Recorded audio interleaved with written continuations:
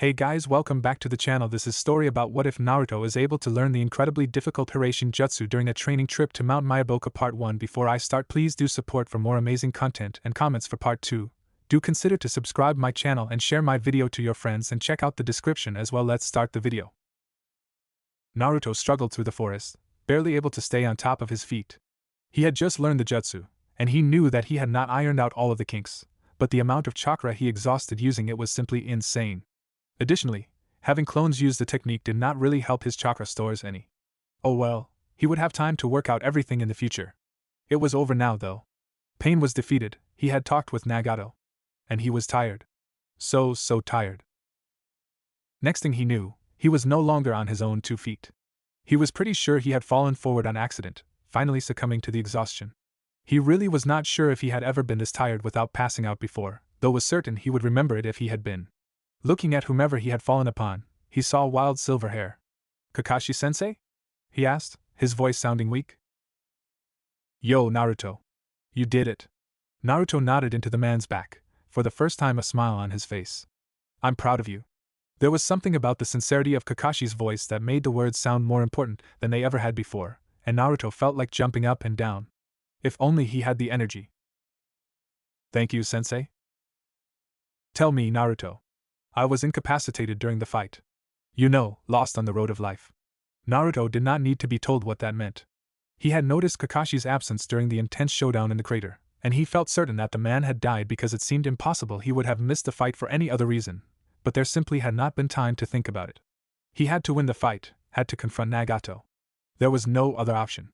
In his mind, he was certain of only one thing during the encounter: either Pain was defeated, or he would die. He would not let himself be captured. "How did you defeat him?" "I did it, sensei. I learned it. The only thing I have connecting me to my father. The Hiraishin. It was the most excruciating training of his life. He had not known it then, but throughout his training trip Jiraiya was teaching him Jutsu that would help him to understand and control the Hiraishin. It had seemed so stupid at the time, but if Jiraiya were still alive, Naruto was sure that he would never doubt the Toad Sage again. He had wanted Jiraiya to teach him cool jutsu instead, or maybe even how to be a sage, but the man made him learn more about Jutsu, and said that the Kyuubi would probably make sage training impossible. When Jiraiya died, Tsunade finally told him about his father, the Yondaime Hokage, Minato Namikaze, and the completed version of the Hiraishin, sealed away beneath the floorboards of the Hokage's desk. At times, it had seemed impossible. The scroll was the largest Naruto had ever seen for one jutsu, and he had to understand every kanji to even start unraveling it. Tsunade suggested he study the jutsu at Mount Myaboku, in order to not be discovered and to have the maximum amount of peace. She had said he would be summoned if needed. With nothing else to do, he dedicated himself to mastering the technique which made his father one of the most feared shinobi in the entire world. The perfect space-time ninjutsu. The difficulty of learning the Hiraishin did not necessarily lie in understanding it. Sure, there was a lot to it, the kanji weaving a tale of a jutsu that bordered the edge of possible and impossible. The amount of chakra theory that was poured into creating the jutsu was astounding to Naruto. He had never really, though the second Hokage was all that cool back in the academy, but his mind changed a bit on that now. The basic concept of the Hiraishin, however, was simple enough, using Jutsu to create a temporary tear in between space and time, and forcing your chakra through the tear, resulting in the user being carried through it, giving the effect of teleportation in an instant. This required a bit of energy at both ends, and while it should be nearly zero if done perfectly, he was still forcing the connection with his own chakra and burning through reserves. The true difficulty of the Hiraishin was in recreation. His father had famously used tri-pronged kunai with only a few simple kanji written on them in order to use the Hiraishin. He wasn't sure if the second did the same. A few kanji written on a piece of paper was a far cry from the enormous scroll, so that meant Naruto needed to find a way to shorten the formula. Unfortunately for him, the jutsu had numerous blood kanji, meaning that the final product would be different for each individual. Luckily, at least, a few of the kunai were stored with the scroll to help guide him, at least a bit. It took 4 days for him to even get through an initial in-depth reading of the scroll, with the Toad Elders forcing him to take breaks to eat and sleep. After that, he began to use shadow clones in order to hasten up the process. He would assign sections for the clones to work on and make sure that they dismissed in a certain order so that he would remember the jutsu as it was written instead of having memories of unrelated chunks of kanji. Even with his help, the Hiraishin proved a harsh beast to tame. When Naruto felt he had a good understanding of the Hiraishin scroll, it became time to shorten it. He had a plentiful amount of kunai and a ton of paper for the task and created shadow clones to allow multiple avenues to be explored at once. Even then, it was incredibly difficult. Using even 100 clones, the task was the most frustrating concept he had ever attempted to wrap his mind around. How could it even be possible to reduce a scroll containing a countless amount of kanji into a simple 4 to 5 symbol formula?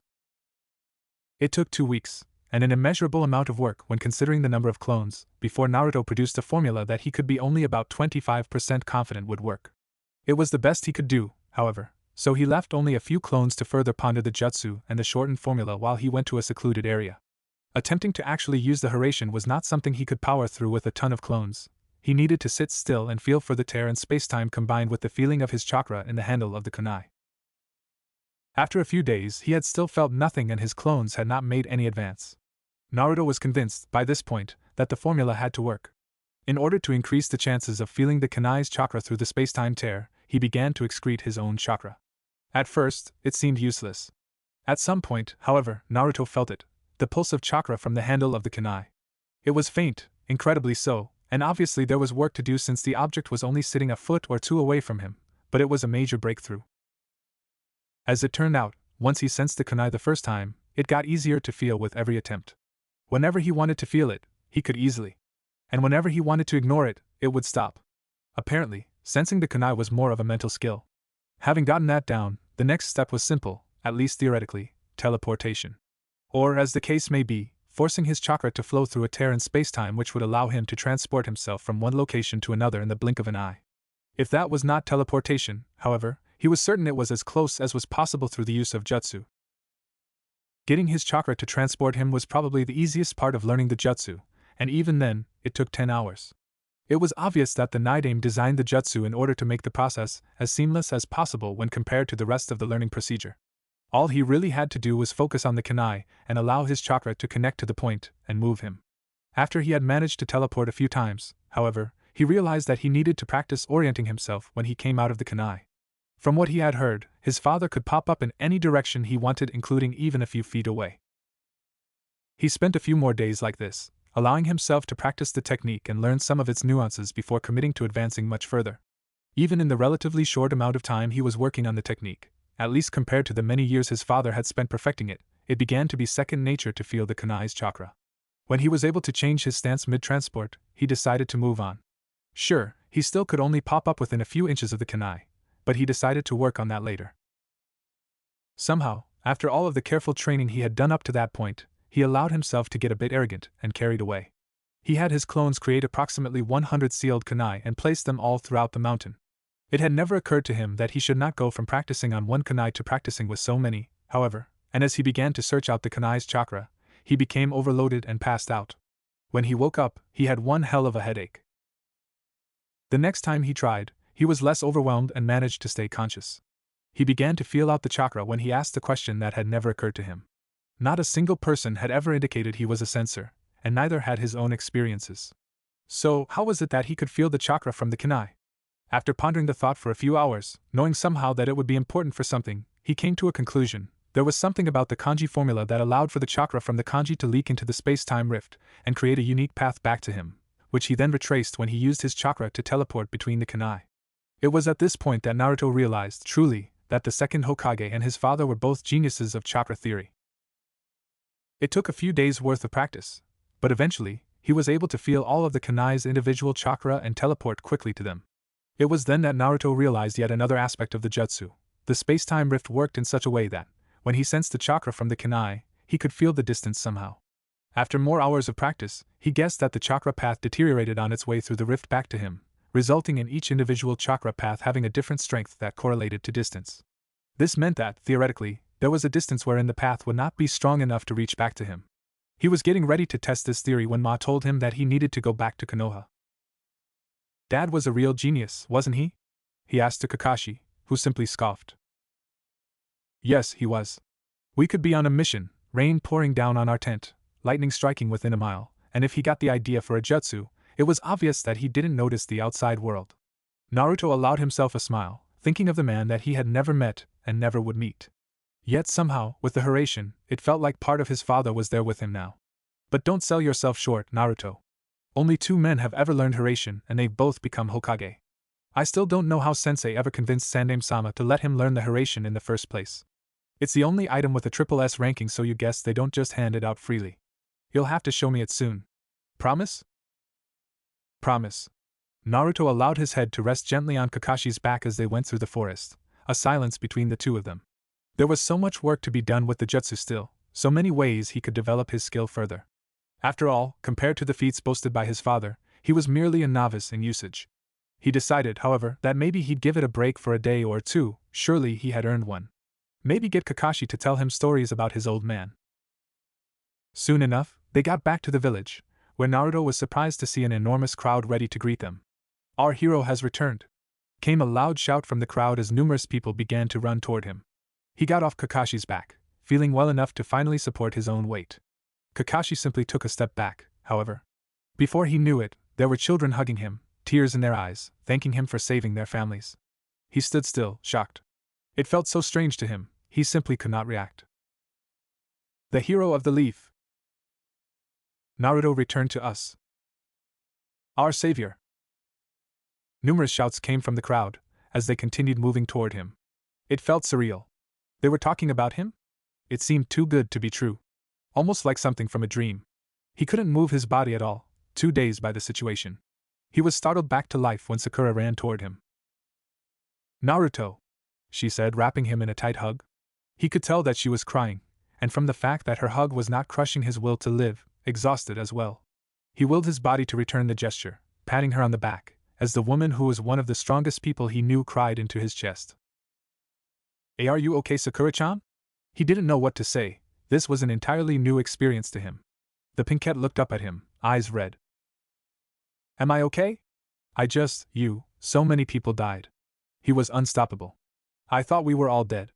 Then you show up. And you beat him. And you saved all those people." Sakura's explanation was somewhat hard for Naruto to understand, but he got the gist of it.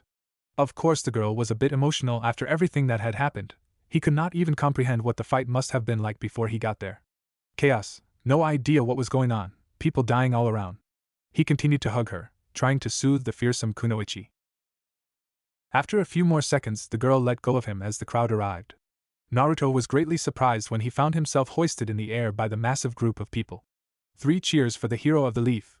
Konoha's second yellow flash. Naruto! They cheered, throwing him into the air as they did so and getting ready to do it again as soon as he was caught. Naruto! A part of him finally accepted a simple fact. The villagers actually respected him. Acknowledged him. Loved him. After all the hard work, all the pain, all the fighting, they finally acknowledged him. He was smiling now, as brightly as he could ever remember. Naruto! There was still a lot of work left ahead of him, but for the moment, he was a hero. The Akatsuki were defeated, nobody had died from the attack. He'd just enjoy himself for now. Approximately 1 week later. The Tsuchikage's office was a rather drab room, as dull as the stone that the village of Iwagakure was carved from. He had a desk, a window, and 2 chairs. The man himself was an old man, veteran of multiple great shinobi wars, and master of the rare particle release. Currently in his office was one of his spies from Konoha, telling a story that sounded almost unbelievable. "Hold on, before you ramble on, let me get a few things straight. Got it?" The girl nodded her head, and the elder leader cleared his throat. Konohagakure was nearly destroyed in an attack. Hi, Tsuchikage-sama. Perpetrated by a man presumed to be the leader of Akatsuki? From what I heard, hi, Tsuchikage-sama. This was a troublesome thought. Iwa had often turned toward the Akatsuki mercenary group in order to cheaply complete the missions that were not quite worth sending his regular shinobi on. He had not really known they were a group of S-ranked missing nin at the time, of course, but still, there was no doubt to him that if Konoha were to find the headquarters of this leader, they could probably find some evidence linking him to the group. And this one man was enough to bring the great village of Konoha to its knees? He was being a bit sarcastic when referring to Konoha as such, though really, it was not much of an exaggeration. How could one of the 5 great ninja villages be brought down so easily? There had been no real indication that the city had softened up through the years, but now that he thought about it, maybe that Suna invasion a few years back had done a bit more than reported. Well, there were actually a few of them, I believe, but they all referred to them as one. So, I guess it was only one man? But he had the Rinnegan. For a second, he thought that maybe this particular spy had completely lost her mind when suggesting that one person had managed to leave Konoha in ruins. It seemed impossible. However, The idea that this person possessed the Rinnegan would definitely give them almost unimaginable power. Those eyes were legendary for their power, and someone who owned them would be nearly unstoppable. Which raised an important question in his mind. So, how exactly was someone with the Rinnegan, clearly a competent opponent from your description, defeated? The girl in front of him began to sweat suddenly, and avoided eye contact with him. This was very uncharacteristic from many of his shinobi, as most of the younger ones did not have the good sense to be afraid of him. At any other time, it would probably make him nostalgic for the days when friendly and enemy shinobi alike feared his very name. It definitely made him more curious in the whole situation. It was, you see, it's like this. It was so sad to see a trained shinobi spy behaving in such a manner. Back in his day, it never would have been tolerated and the girl would have been dismissed immediately. When had he allowed their training to slip so far? Spit it out. He needed to know at this point. If Konoha had some sort of secret, Rinnegan-stopping weapon, it could disrupt the balance of power in the elemental nations. Well, she began, clearly still a bit hesitant. The village was almost defeated, clearly losing its will to fight back. Suddenly, in the middle of a giant crater, a blond kid in his upper teens appeared on top of a giant toad. A toad summons? He said, getting a nod. This was already a bit surprising. When the rumor came around that Jiraiya had died, and with his spies seemingly confirming this rumor, he had thought that maybe the old man had taken the toad contract to the grave with him. Apparently, someone else had been allowed to sign it. Anyway, for a minute, nothing happened. Then he reached into his pouch and pulled out a kunai. I could not see anything special about it from where I watched. He threw it, and made a hand signal that caused the one kunai to multiply into hundreds. At first I thought he was foolish, thinking that such a man could be defeated by such a simple technique. The enemy dodged easily, and kunai littered the battlefield. It was then that he disappeared. Anoki felt a pain in his chest and in his head, and for a moment thought that maybe he was having a heart attack combined with a stroke.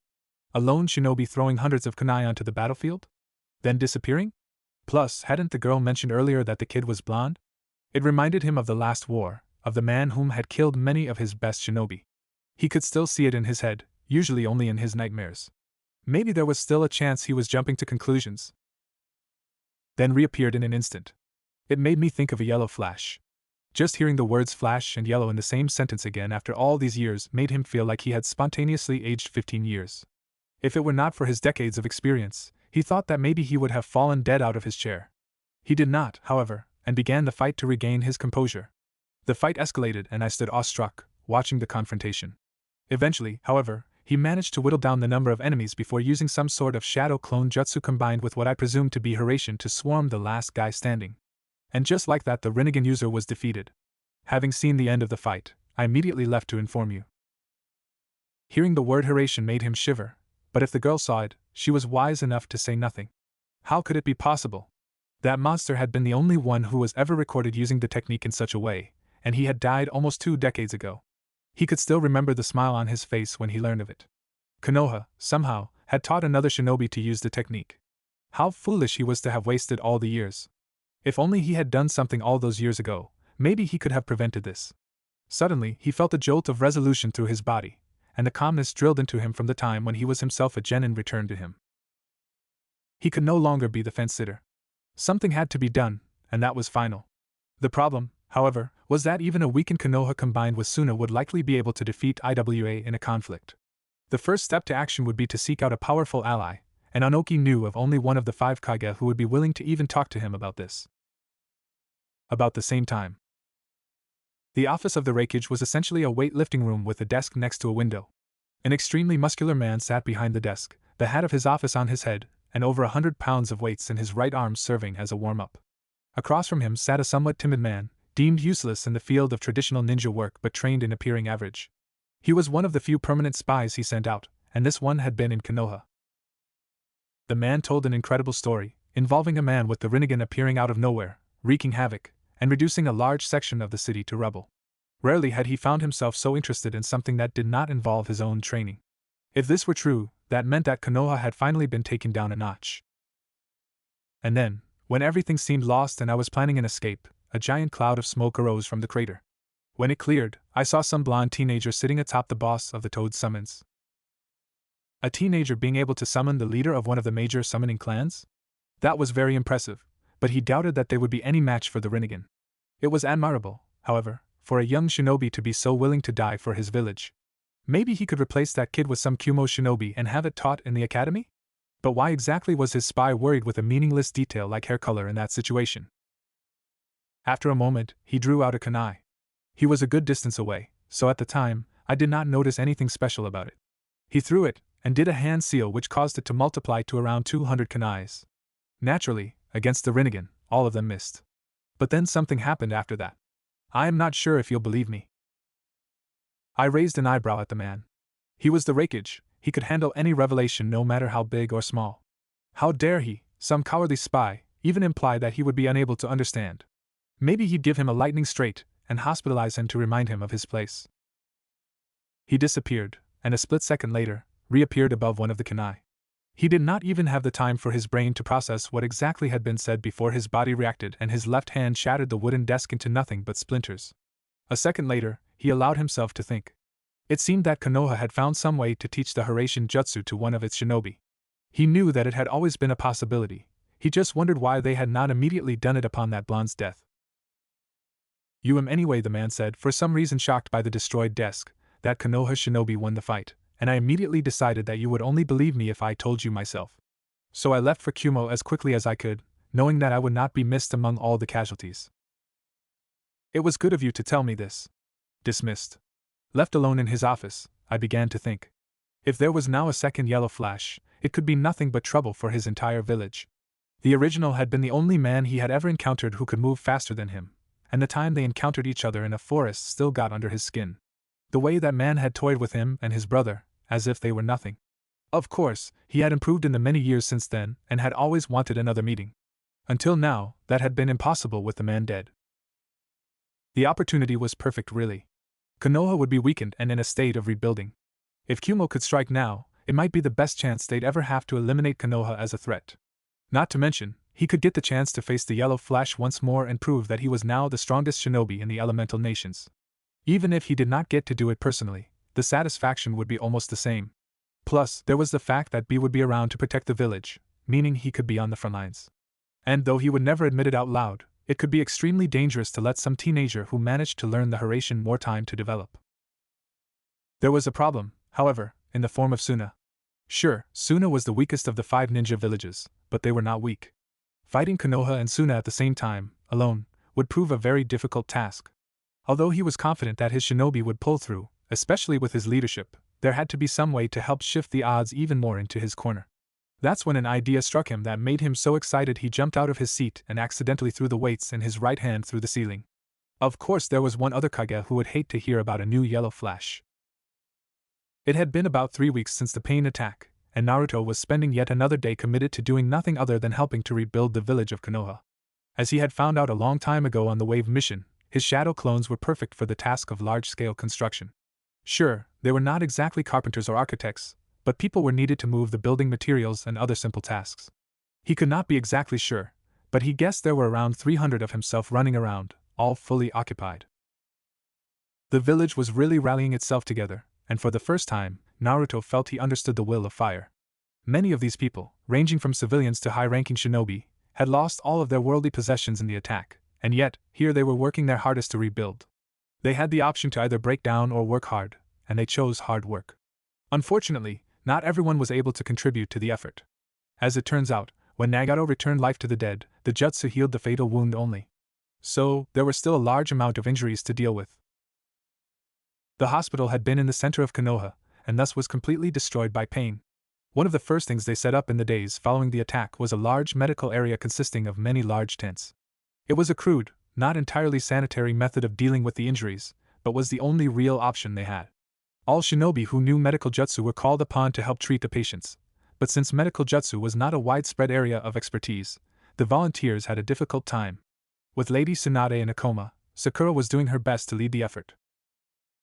Naturally, with the hospital destroyed, there was a large shortage in herbs and medicine to treat infections and help deal with the pain. Messengers had been sent out to numerous surrounding villages asking for donations, but the only one that sent aid in response was Suna. It was not a lot, and Naruto could understand because he distinctly remembered them having only a small herb garden, but it was enough to help the cause. Thankfully, most of the critical cases were taken care of in the first week and many of the patients were now stabilized. Naruto still worried though. Last time he had seen Sakura, she looked like she had not slept for days. Currently, he found himself working mostly to rebuild the market district.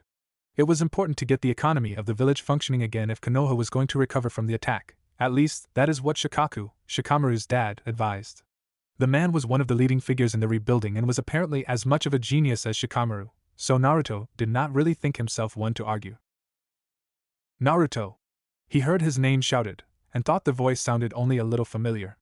Getting the feeling that this much excitement was probably more than another academy student seeking an autograph, he looked around, planks of wood still held firmly on his shoulders. It took a second, but he eventually saw someone who looked a bit out of place. An old man with a large backpack in hand holding a toolbox with a younger kid, around 12 years old, next to him. Wow! Tazuna! Inari! How many years had it been since he'd seen them? 4 already? It was hard to believe how time could fly by sometimes. He quickly hauled the wood to where it needed to go and rushed to greet them. Hugging Inari tightly, he lifted the child up onto his shoulders. He was not entirely sure why he did it, it just felt right. He reached out to shake Tazuna's hand. What are you guys doing here? And how'd you find me? Are you kiddin'?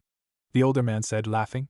When I heard what happened to Konoha, I figured the least I could do was offer my service after everything you brats did for me. Of course, Inari here's been rearing to visit ever since you left, but business has picked up too much. Besides, pretty easy to find you, we just kept asking all those clones. You keepin' busy? Oh yeah, barely have a day off. Maybe one of these days I'll get to come down there and visit you guys if you don't mind? Naruto did not want to impose, but it would be great to go down to Wave Country sometime, and see how much things had changed since his first mission all those years ago. Of course not, Naruto and I. The kid atop him shouted, making Naruto chuckle a bit. It was hard to believe that at one time he wanted to knock him on top of the head. I hear they've been calling you a hero now. You know, you were our hero first, and don't you forget it. Trust me, Nari, I don't think I'll ever be able to forget your village. Having your sensei captured, almost dying, having your best friend almost die, having your enemy turned friend die, then seeing the demon of the hidden mist shed tears as he ripped men apart with a lone kunai between his teeth, all on your first mission outside the village, was not exactly something that was easy to forget. How have you been holding up anyway? Good, I'm learning to become a fisherman. Like Kaiza. Well, I'm also learning a bit about construction. Mixing it up, you know? Naruto nodded, happy that the child had a direction in his life nowadays. I'm glad to hear it. I guess I haven't been doing anything too interesting, mostly training. Yeah, right. I bet you've got tons of cool ninja stories to tell. Well, maybe a few. Some involving giant toads, one involving a guy with more than one heart. But that will have to wait for some other time. Why not now? You've got all these clones doing work, can't we just hang out for a bit? The boy was obviously a bit disappointed, and truth be told, Naruto was as well. Listen, I'm sorry that I can't visit longer, but what kind of hero would I be if the village was destroyed and I spent all my time chatting? I'll have to catch you guys later. Try to find me before you leave, alright? If we don't run into each other again? Naruto reached up to put Inari back onto the ground, who gave just the tiniest hint of a whine. Oh yes, of course. I need to go find my employer anyway. Come on, Inari. I think we've bothered the poor guy enough for today. Yeah, whatever, old man.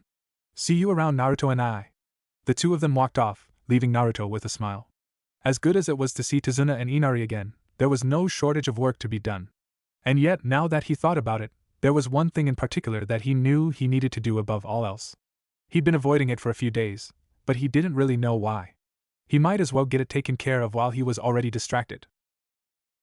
Walking through the designated medical area, he couldn't help but notice a ton of activity as Medic Neen moved from tent to tent checking on their patients. It seemed like there were a lot of people still incapacitated even after all the weeks.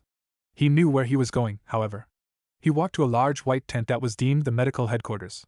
Inside, he saw a few people working to ration the medicine among the patients and discussing various things that he could not quite hear. Walking toward the back, however, he saw a familiar head of pink hair. Look, we simply can't perform that surgery with our medical supplies. I've told you, we're sticking to performing critical operations only. If it isn't life-threatening, we just can't do it right now.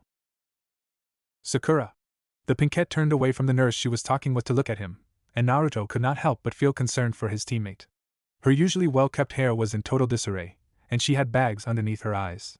Her whole body was slouched over ever so slightly, and her eyes were mostly unfocused. Oh, Naruto? What are you doing here? She said, barely stifling a yawn at the end. Thinking as quickly as he could, Naruto devised a quick little scheme. Hey, Sakura-chan. I wanted to check up on you and Bachan. Can you show me her tent? I think they moved her or something. Ugh, Naruto, can't you see I'm busy? She said, her voice sounding more desperate than angry. Come on, Sakura, it'll only take a second. He knew he was probably annoying her a bit, but right now, it was what she needed. She sighed a bit, and looked around as if to see if anyone was looking for her, before walking past him. He followed, presuming she was doing as he asked. Lady Tsunade's been in stable condition for a while now. She is perfectly healthy, but her body's not ready to wake up. Yeah, I guess it takes a while for the old hag's body to take care of itself these days, huh? Sakura chuckled, and Naruto was happy to have made her laugh even a little bit in her current overworked state. Actually, her age probably does have something to do with it. Just don't tell her I said so, she said with a smile. Anyway, this is her tent. If you'll excuse me. Would you mind coming in with me? I just hate seeing her like this, you know? He gave her his best puppy dog look, knowing she'd be completely unable to resist in her current state. Who needed a Yamanaka mind control jutsu anyway? She just sighed again before going in through the opening, bypassing the two ANBU guards. Oh, hello, are you here to see Lady Tsunade? Shizen said from the woman's side. Naruto was glad to see her, and it looked like his little gamble would definitely pay off. Hey Shizen, Naruto just wanted to check up on her. Still the same? Yeah, no changes. Hopefully she'll be waking up within the next few days. Look, Shizen, I was hoping you could fill in for Sakura for the rest of the day. I know you're qualified for the job. Sakura needs a break. Naruto sprung his trap on the unsuspecting Pinkette, who looked at him shocked. Naruto! Thanks for the concern, but I'm more than capable. Her sentence was interrupted by a rather vicious yawn. Sakura, you're the best medic nin I know. In a few years you'll be better than Tsunade. But you need to rest. You know it's not possible to do your best work when you're this tired. Shizen can hold down the fort, right Shizen? He looked over to the surprised apprentice, pleading with her to say yes even if he had kinda put her on the spot. If you need a break, you can always come to me. If Lady Tsunade wakes up when I'm not here I am sure she will understand. Sakura just looked between the two of them before she finally relaxed a bit. Okay, I guess maybe I may need a nap. But I'll be there in an hour or two to take over again, okay Shizen? The older apprentice nodded. Naruto, will you walk me back to my tent? You know, be a gentleman and all that. Sure thing. They left the tent, Shizen heading towards the medical headquarters while Naruto followed Sakura to what he presumed to be her personal quarters. Sorry to spring that up on you. I just knew that you'd never agree if I spoke to you around all those people. He tried explaining himself to his teammate. You don't need to apologize. I know better than to push myself that hard. What happens if I pass out suddenly from chakra exhaustion? There's just so much to do, so many people who need my help. I don't know how you do it, Naruto. Wanting to protect all of them, she said, practically whispering toward the end. I understand what you mean, Sakura. It's tough looking out for so many people. I guess that's why everyone thought I was an idiot for wanting to be Hokage. Well, one of the reasons. But people will look up to you for it, for volunteering for a job that everyone knows is hard. Besides, if it's something as important as this, wouldn't you rather know it was you looking out for all of them? Since somebody else could get it wrong? When did you get so smart? She said with a smirk, causing him to chuckle. I guess I get a stroke of inspiration every now and then, he said, causing her to laugh right back at him. It felt good, just talking to her for a bit. It was something he had not really been doing ever since the attack. They had just both been so busy. Maybe if I paid more attention I would have noticed when you changed so much. Naruto was confused by her statement, not really getting it. It's obvious, you know. To anyone paying attention it is easy to see how much you've grown. Before the attack, nobody was looking enough to see it. But now you're a hero. Everybody will start to see it for themselves. I'm happy for you, even if it means everyone else will keep you busy. Thanks, Sakura-chan. He did not understand exactly what she was trying to say, but attributed it mostly to her state of extreme fatigue. The Pinkette rarely made so little sense to him. Well, this is my tent, Naruto. Home sweet home, I guess. Funny, I'm a medic nin, but I guess sometimes even I still need other people to watch out for me. It's okay, just makes up for the thousands of times you've had to heal or visit me in a hospital, he offered with a smile. He could already tell that just their conversation had done her some good. It was as if some of the weight on her shoulders had been physically removed and she was walking a bit straighter. Thank you, she said before going inside. He left, knowing the poor woman would be sound asleep within 5 minutes simply from the look on her face. It was kind of ironic, really, All the times where people had told him that he'd be unable to help anyone if he wore himself out, and now he was making sure Sakura didn't do the same thing. Unsure of what to do with the rest of his day, he started doing a few odd jobs back in the market district. About 2 hours later, he was interrupted from his important menial labor by some messenger. Needless to say, he was very surprised to find that he was being summoned by Shikaku, a man whom he had only met one time prior for about 1 minute while he was told what to do and why. Still, if the Jounin commander was summoning him personally, that had to mean something important was going on. He wasted no time in heading toward the temporary military headquarters. The current headquarters was the largest tent available to them, which was necessary since it was trying to replace the Hokage Tower. A lot of activity took place inside the tent, as messenger shinobi frequently went in and out to take orders to certain shinobi. Walking inside, he saw many ninja running around or discussing which kinds of missions they should be taking in their current state and who to send on them. Eventually, he found Shikaku near the back, looking like he'd rather be anywhere else on the planet. "Hey, Shikaku, you needed me for something?" To say he was curious as to why he would possibly be called for at a time like this was an understatement. "Oh, Naruto, you're here already? Good." Naruto saw him reach into a pouch on his belt and pulled out a book. After years of training with Kakashi and Jiraiya, he was somewhat surprised when it actually was not an Ika book. "Are you aware of what a bingo book is?" "Yeah, it's where all the bounties for missing nin are listed." "What's this got to do with me?" "You are only half right," the Nara stated casually. Bingo books not only contain bounties on missing nin, but can also contain bounties on shinobi still affiliated with their villages. This is usually frowned upon since it's essentially putting a hit on another country's shinobi, but exceptions are made for 2 reasons. 1. The shinobi is seen as a great threat to the village in the event of war, and 2. The village wants to make a statement. Now, this bingo book just so happens to be a new release from Iwagakure. Typically, on-duty shinobi would be listed in a black market book, and not an official release. Look through it and tell me what you see. Naruto hesitantly picked up the book, and thumbed through it until he found the section on Konoha. Looking through it, he saw a bunch of ninja he had never seen before and were mostly chunin level, or as the book stated them, B-rank danger. He was deeply surprised when he turned the page and was suddenly looking at a picture of himself. Off the top of his head he could not even think of how IWA could have gotten a recent picture, but it looked to be within the last 6 months or so. "This is me," he said plainly, not sure what else he was supposed to say.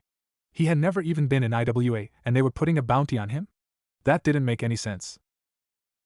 "Read the description," was the only response that he got. Doing as he was told, he was further surprised when they seemed to know his age, height, and weight. How exactly had they gotten all this info? No nicknames: Hero of the Leaf, second yellow flash. Danger level, S rank. Strengths: the Hiraishin Jutsu, ninjutsu specialist. Combatants below S rank encouraged to disengage until reinforced. He found himself reading it out loud, somewhat unable to process everything. It felt weird to be deemed an S-rank ninja, even if he had defeated Kakazu and Pain and knew he already had 2 S-rank jutsu to his name.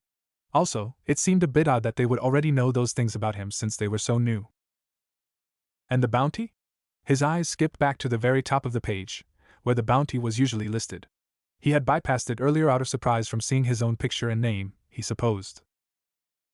50 million Ryo. That was an absolutely shocking number. He had seen maybe one other person while he was skimming the pages whose bounty even reached close to 5 million.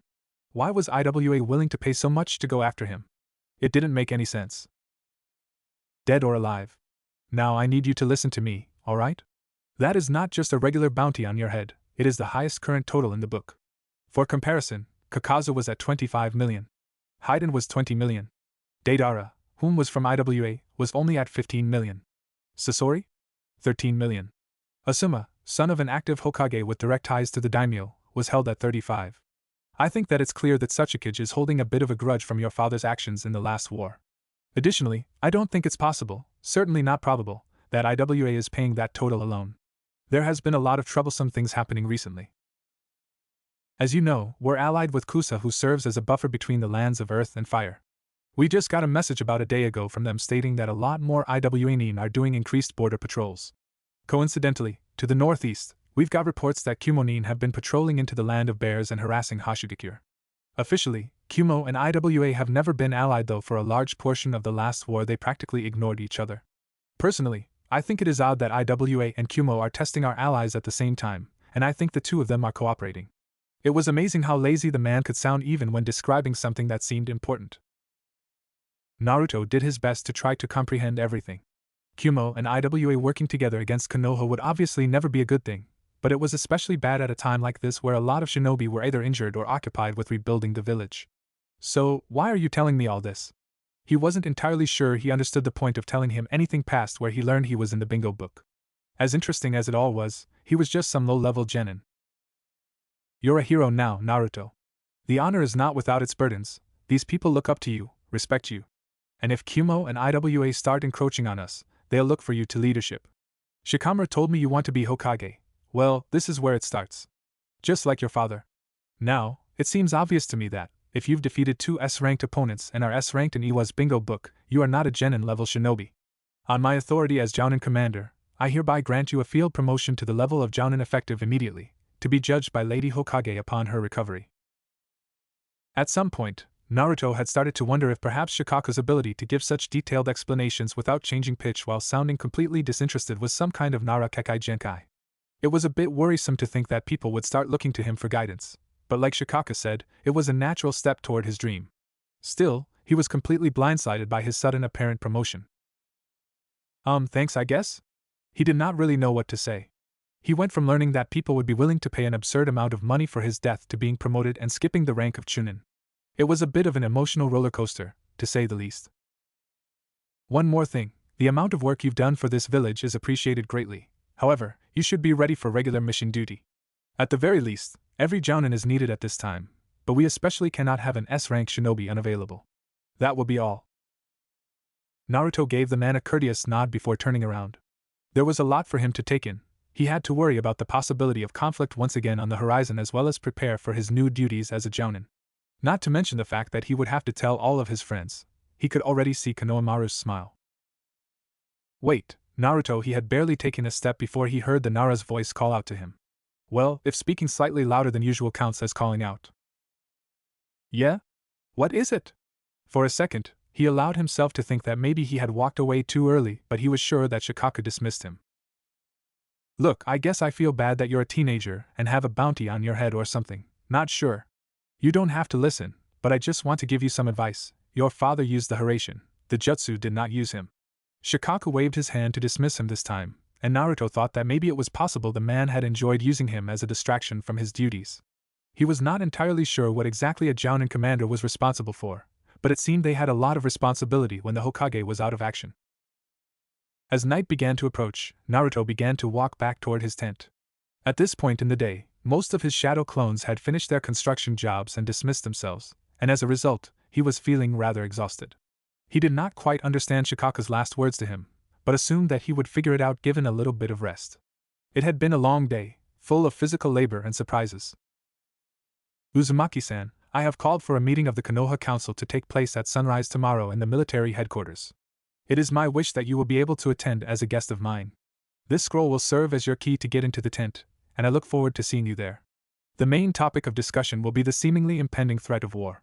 This event will be heavily guarded by ANBU and some of my personal bodyguard, but this scroll shall grant you access past them. Advisor to the Hokage, Danzo Shimura. Naruto had found the small, somewhat indistinct scroll at the foot of his bed rest as he returned from another long day of laboring. His interest had, of course, immediately been piqued, and he had been eager to read it. After reading it, however, he had no idea what to think. How long ago had it been where he had been training at Mount Myaboku, before the village was devastated by Pain's attack, before his promotion to Jounin? Not long ago at all, and yet, here he was, requested to attend an important council meeting by somebody he had never met. And so he found himself making his way to the headquarters in the early hours of the day, the sun barely beginning to rise somewhere far to the east. He was very nervous about the whole matter, being unsure of too many things. What would happen at the council meeting? What kind of discussion would it be? Was war really impending? Would he be able to even talk clearly in the face of so many people who were undoubtedly well-versed in politics? And most importantly, why was he even being called for in the first place? All these questions and more weighed on his mind as he presented the scroll to the ANBU guards in front of the tent, who glanced at the signature at the bottom before giving him permission to go inside. He stepped through the folds of the tent and immediately looked around. In the middle of the floor there was a large circular desk, with chairs gathered around and people occupying them. It was pretty easy to recognize most of them, considering the number of friends he had who were the children of clan heads. Yamanaka, Hyuga, Akimichi, Aburame, Inuzuka, and Nara made up most of the group, with several of the clan heads having an advisor for themselves. Naruto, what are you doing here? Shikaku asked, rising from his position of being head down on the desk with a questioning look in his eye. Naruto was not really too sure what to say, aside from being invited, before someone else answered from right behind him. Uzumaki-san is a guest of mine, Shikaku. Shikaku kept the same questioning look in his eye as he put his head back down, his glance not breaking from them. Naruto turned around and came face to face with the man that he presumed to be Danzo Shimura. He was flanked on either side by an older man and an older woman, people he had seen prior at the third or Tsunade's side. He was a tall man, standing straight and composed, though supported by a cane. His right arm was covered in bandages and supported by a sling. His right eye and forehead were also covered in bandaging. Naruto wondered what sorts of injuries the man must have endured to be in such shape. Uzumaki-san, it is a pleasure to meet you at last. I am Danzo Shimura, thank you for coming on such short notice. The man bowed ever so slightly, and Naruto returned it with a slightly deeper bow. He then walked past Naruto before taking a seat at the sole remaining empty chair. I thank you all for coming on such short notice. The older man and woman, the Hokage's advisors, Naruto reminded himself, both stood to the left of him. Naruto, seeing a pattern of everyone left standing in the room being next to a clan head, decided to stand to the right of Danzo. He was sure he saw the man smile ever so slightly at the action. Yeah, just tell us all why you wanted this meeting, the Inuzuka said with a yawn, getting a series of nods from the other clan heads. Very well, no time can be wasted in dire circumstances such as these, I suppose? As you are all undoubtedly aware, the allies of Konoha are currently being tested. Kusa is sending in reports of incursions by IWA, and Hoshi is reporting that several of their patrols have already been attacked by Kumo. These actions are a proven precursor of war. It cannot be known, at this point in time, whether or not war is inevitable, but I think we can all agree that it is safer to play upon the assumption that it is. We were just attacked, a large part of the village was destroyed. Don't you find it more likely that the two nations are trying to explore their boundaries a bit? The Akimichi asked, to which Danzo shook his head. If that were true, why were similar actions not taken after the attack by Orochimaru and Suna? If anything, perhaps it would have been a more opportune time. A nation, leaderless without its Hokage, having lost one of its supposed allies, surely would have seemed a prime target. That is why I believe these recent attacks upon the villages whom align themselves to us to be a sign of a more sinister intent. The situations of Kumo and IWA have not changed much between now and then. Either is noticeably stronger, either is noticeably more wealthy. Look, Chusa, Shikaku began, seeming to regret whatever it was he was about to say. I have to agree with Danzo here. This situation should absolutely be considered one of the last steps toward war. He makes a good point about the Suna attack, and I would say he's missing an important point, but clearly he did not, if his guest of honor is any indication. The Akimichi nodded, apparently beginning to understand the seriousness of the situation. Yes, thank you, Shikaku, Danzo said, his voice completely even as it had been the entire time. There is, of course, another reason I believe that war may be inevitable. This reason has to do with Uzumaki-san. Me? What about me? Naruto asked, a bit uncomfortable at having suddenly been in the spotlight. After all these years, a 17-year-old comes to the forefront with the ability to use the Hiraishin Jutsu. Danzo exclaimed, both to the council and, Naruto felt, to him personally. The first person to use it since Minato himself, the most hated man in IWA and hero of the last great shinobi war. This teenager just so happens to bear a striking resemblance to the fourth and has the ability to summon toads, a summons associated with Jiraiya and the fourth in recent memory. Immediately after Uzumaki-san unveiled his learning of the Hiraishin, we begin to see these actions by IWA and Kumo. I do not believe it a coincidence. But ultimately, that is of little importance. The true importance is that we have a response. We need to send forces to Kusa and Hoshi, show them that we're not going to back off. Some said, to which a few agreed. Inuzuka-san, I do not think it logical that we attempt to meet both sides at once. If they escalate the conflict, shinobi on both fronts will be at risk and there may be significant losses. So what would you suggest, Aburame-san? Her words held a bit of bite at being so calmly dismissed, yet genuine curiosity was present. We send a strong force to Kusa, to assure them and dissuade IWA. If IWA and Kumo are secretly allied, then we need only discourage one.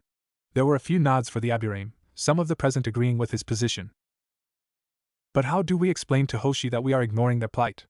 It did not seem that the Yamanaka was among the supporters, however. Yamanaka-san is right. It would be a disgrace to this village if we should abandon an ally in their time of need. Our reputation will be forever stained. Nor was the Hyuga. All of the proposals are plausible options. That's why it is important to have a strong central figure who makes the decision. That's where this is going, isn't it, Danzo? Shikaku was looking at Danzo with nothing but calculation in his eyes, seemingly sure of the man's intentions. Naruto, for his part, had been attempting to figure things out for himself. If it were his decision, he would never abandon Hashigakure. He could still remember his mission there, years ago. You are correct, Shikaku. With the position of Hokage being empty in this time of crisis, our actions are unguided and imprecise, our direction unclear. How can this village possibly be expected to deal with threats such as IWA or Kumo without a decisive leader? Even you, as Jounin commander, are greatly restricted in your abilities to assign missions. If memory serves, it is illegal for anyone not of Hokage status to issue an S rank, is it not? Yes, that is correct. It has not, however, been much of an issue yet. You say much, and yet meaning that it has been a slight issue, and that you understand it could be a major one in a time of war. Additionally, the ANBU commander is not authorized to carry out missions outside the Land of Fire in such a time as there is no Hokage. So, all of you can surely understand lacking a Hokage at this point in time could be a critical blow toward this village. But we have a Hokage, Naruto said immediately afterward, causing Danzo to tilt his head toward him a bit but not say anything. It made him slightly uncomfortable. He could feel that the man was looking at him, yet it was only the bandaging. Tsunade is our Hokage, and Shizen says she could be waking up at any time. Ah yes, of course. All the reports regarding Lady Tsunade indicate that she is stable, that is, either improving or worsening. I have few doubts that she will awaken at some point. The question is when. Her condition has been stable since the first day after the battle, and yet she still slumbers. It is possible there is an underlying mental condition, some sort of trauma, that we do not yet know about. Even when she awakens, we do not know the extent to which she will have to recover. If Hokage-sama is unable to perform her duties for, say, even another month, will it be too long? Will we be in full-scale war with IWA and Kumo without a Hokage, without a strong leader? What if it's 6 months? Perhaps, without a visible Hokage, IWA and Kumo will be more inclined to continue their escalation. All of these questions have answers that this village is better off not knowing. Naruto, though he hated to admit it, could see that the elderly advisor was probably correct about the matter. Still, it did not seem right to replace a living Hokage, whether or not they were briefly incapable of leadership. Perhaps with the rising threat of IWA and Kumo, however, it was the necessary thing to do. Maybe they would back off if a Hokage was around to deter them? And even if they didn't, well, the leadership would be needed regardless. So you wish to have a vote to replace the Hokage, Danzo? You know the procedure. We hear nominations, assess their viability, then have a vote on the matter. If the vote passes with a majority, then the person who wins it is deemed temporary Hokage pending approval from the daimyo. Shikaku asked, the smallest hint of a glint in his eye. Naruto couldn't help the feeling that these two had a bit of a history. Maybe he'd ask Shikaku about it at some point. Yes, I am aware. Alright then. Who here would like to make a nomination for the Hokage position? The Nara asked, still looking directly at Danzo and apparently expecting something. If the man was deterred or intimidated in any way, however, it did not show on him at all. Danzo was like a stone statue, sitting straight up and fully composed with no emotions visible upon his face. It seemed the man had a lot of experience with the realm of politics. I would like, the elderly man to the left of Danzo began, to nominate Danzo Shimura for the position of Hokage. So, was this all just some clever play for the man to get the Hokage position? It hardly seemed like he was fit for the job, with his apparently permanent injuries. A bunch of eyes lit up across the room, and Naruto had the distinct feeling that this was not the most surprising nomination for many among them. Danzo was an older ninja. Perhaps he had been in the running for Hokage before. 5th, 4th, maybe even 3rd now that he thought about it. Danzo, while you are certainly an experienced shinobi and valued advisor, Shikaku began. I decline the nomination, Danzo said, causing a few of the people in the room to stare wide-eyed at the man. Interestingly enough, one of the most shocked was the man who made the nomination. Shikaku, for his part, was actually visibly shocked, a brief moment of utter confusion displayed on his face before he was able to mask it. He sat straight in his chair, for the first time in the meeting, and was staring at Danzo intently. If Shikaku was able to be tricked to such an extent, Naruto began to wonder just exactly this Danzo guy was capable of. Although it is true that, in the past, I longed to become Hokage, I fear that I may finally be too handicapped to accept the nomination in earnest. It was a dream of mine throughout my life, ever since my experiences in a team led by Naidame-sama himself.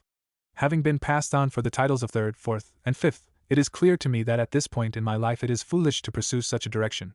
For a brief moment, there was a slight pang of sadness in his voice. I believe, at this time, The only use I have left in this withered body of mine is as an advisor, the man continued. I would, however, be interested in making a nomination. Who would you nominate for the position, Danzo? Shikako asked, genuine interest present in his usually bored voice. Naruto Uzumaki.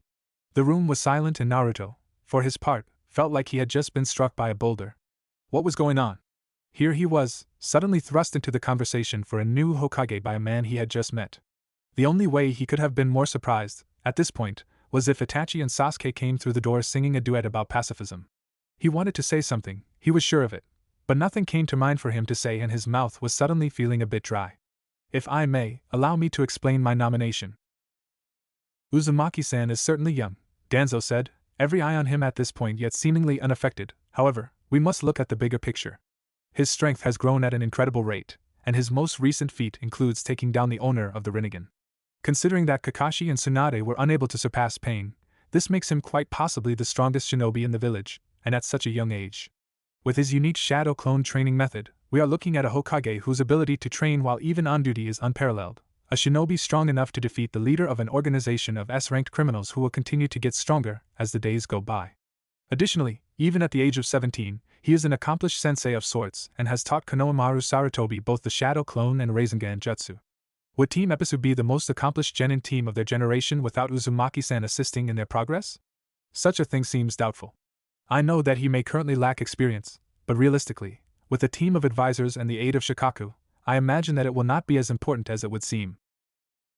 With all due respect to Naruto-san, the Aburame said, I do not believe it justifiable to appoint someone so young to the position if we are indeed in a time of crisis. We must also think of the long-term interests of the village. If Lady Tsunade continues to be incapacitated, then it poses a major problem for the village. But if someone is appointed, then they will remain so even upon Tsunade's return. This means it has to be a person who is strong, passionate, and willing to put the village first and foremost. Surely, no one is better suited by such criteria than Uzumaki-san. He is poised to be a Kage for the next 40 years, should he be appointed so young. A period of stability so long would benefit everyone. Naruto is currently unfit for the position of Hokage, Shikako said, with a bit of force behind his words. He is completely inexperienced in field leadership and has no experience whatsoever in dealing with politics. I will not doubt his strength, nor the merits of his character. I simply believe it is too early. We have to consider that, perhaps, it would be wrong to place a burden so great on someone who is still developing. Additionally, I do not think it justifiable to take one of our few S-ranked shinobi out from active mission duty at a time such as this. Though a Hokage is needed, it does little good if we do not have the proper ninja to carry out their orders. For this reason, I propose that it should be better to not appoint a Hokage at this time and that we should, instead, focus our efforts on doing what is within our power until Lady Tsunade is capable of resuming her duties. All in favor of dismissing this council gathered for the purposes of discussing a Hokage, say aye. There was a chorus of ayes from the clan heads, who seemed happier at getting the chance to leave than having to really think about all that they had heard. Immediately, many rose from their seats and exited the tent, surprisingly enough Shikako leading the way. Anyone who took a close look could see that something was weighing quite heavily on the genius's mind. A lot of the people seemed to have a look of thoughtfulness upon them, though Danzo for his part kept a straight face as he rose from the seat. Naruto, meanwhile, was still stuck in some state of total lockdown. He had been so surprised by his sudden nomination that everything which followed felt surreal, as if it were part of a dream. It was so strange to hear Danzo, a man whom he had only just met, advocate so adamantly for him to get a position that, he knew, he was largely unqualified for at the moment. If somehow he had been given the chance at that moment, he would have taken it, but it seemed a better option to let it happen more naturally over time. Besides, he wanted Tsunade to give him the hat directly. Strangely enough, however, he felt a bit hurt that Shikako had shot him down so forcefully toward the end. He hadn't even heard what grievances the other clan heads may have with him. Realizing that Danzo was leaving the tent, Naruto walked after him. Danzo, what exactly was that all about? Why would you try to nominate me? And why wouldn't you let me know first? Part of him was upset over the suddenness of it all, and he wanted an explanation from the man before he disappeared. Uzumaki-san, you will have to forgive me if I sprang it upon you. I had been hoping to discuss it briefly with you this morning but, unfortunately, had very important matters which came up and delayed me. Why do you seem a bit upset? Is it not your dream, as it was mine, to become Hokage? The man was perfectly calm and did not even miss a single beat between Naruto's questioning and his response. He just continued walking ever so slowly with his cane, looking directly ahead with no sign of emotion whatsoever. Well, yeah, it is. And it will happen, 100%. I was just surprised by it coming from you, is all. I'd never met you before today. So, you didn't answer my other question. Why would you try to nominate me? I suppose it is only fair you receive the truth. Ever since the very day of your birth I have known of your Jinchuriki status and your parentage. As such, I was interested in how you would be treated and how you would progress.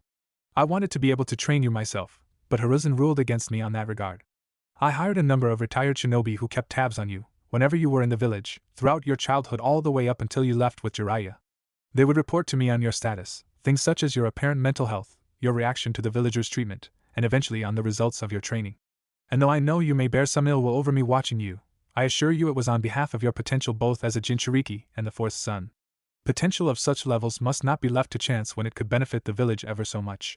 Naruto felt the slightest bit creeped out that this guy had hired people to watch over him and report on him, but decided to try not to focus on it for the moment. I know that you will prove a worthy candidate, Danzo continued, because I know that you have suffered for this village.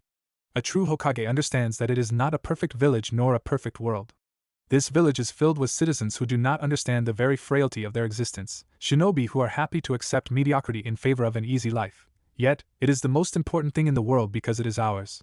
The ideal Kage understands this because they have felt it, whether it be the first who had to deal with putting it all together, deal with the distrust and the estrangement of his friends, deal with all the shinobi who doubted him, or the second, who had to deal with the growing distrust of the Uchiha as well as rising threats from the other villages and the doubt that he could ever live up to Hashirama. They had to rise up from their positions, had to overcome to gain the seat. Uncharacteristically, from what Naruto had established, Danzo's voice had raised at this point. It seemed the man was very passionate about this topic in particular. Contrast that with the most recent Kage selections. Hiruzen was long considered a genius and was well respected among the higher circles before the Second Great Shinobi War started. He had the tutorship of the second as well as the support of his clan. The toughest turmoil of his life was Orochimaru's betrayal, and through that action, his will to act crumbled. He was never the same. Minato, your father, was an orphan prodigy the likes of which the village had never seen from the moment he set foot in the academy. He may not have known it, but before he was 7 years old he had already been deemed the most promising student in years and his schooling was monitored by every major figure, from Hiruzen to myself. In the Third War it is true that he was forced to deal with losing a student, but that is suffering only for himself and was not a good gauge. When he was nominated for the position, I was not sure how he would react should he ever lose the goodwill of the village which he had held his entire life. He died, however, before anyone could know. Tsunade, how such a woman could be Hokage is beyond me. A descendant of the first, willing to turn her back on the village because she lost a lover and one relative. So many people have lost much more, so many people did lose much more in the Third War. The Uzumaki clan was wiped out, its few survivors scattered among the nations as leaves in a hurricane. And yet she should deem her own losses to be more important than the sacrifices of everyone else. But what of you, Naruto? Yes, of course you know what it is like to suffer for this village. The villagers purposefully ignored you most of your life, some showing outright disdain, others refusing you service in stores. You took it, and overcame it, and now they adore you. You've offered your life and its protection willingly, as any shinobi should, both against Gaara and recently against Pain. You turned the animosity against you into adoration, the desire to ignore you into the inability to be ignored. For these reasons I am confident you will be a good Hokage. Perhaps you are a bit too enamored with the idea of necessary peace, but I believe you shall always have the village first in mind. Certainly, of your generation, you are the only candidate worth considering. I did not expect you to actually get the position today, but the seed has been planted in their heads and, as your deeds continue and your reputation grows, so too shall the seed. Now, if you will excuse me, I must be off. The elder man picked up his pace a bit as he walked off, leaving a slightly dumbfounded Naruto in his wake. Apparently, Danzo had quite a strong idea of what made a good Hokage. Whether or not it was the right assumptions to be made about the position, Naruto could not really be sure. Certainly, there was no easy way to determine who would be the best Hokage, aside from his personal assumption that he would be. Everybody looked for something a little different in their leader, and Danzo had formed his over years of experience and observation. If nothing else, it appeared that the man seemed to value highly the importance of putting the village before the self. Although, for some reason, there was something about that bandage that bothered him a bit. Oh well, it was probably nothing. As he approached the village of Kusagakure, Naruto could not help but be confused about the country. He had thought that the area surrounding Kusa would be mostly grassy plains. Instead, there was a large amount of trees and it looked almost identical to the Land of Fire. The countryside had a plentiful number of rivers and streams flowing through it. It was hard to believe that this was his first mission as a jounin. Even if it was possible that Tsunade would revoke the promotion, at the moment, he could enjoy the rank. So, why do you think they chose us for this mission? He asked to his one companion. The mission, as it was assigned, was simply to go to the head jounin and to assist him in any means necessary so long as it also served the good of Konoha.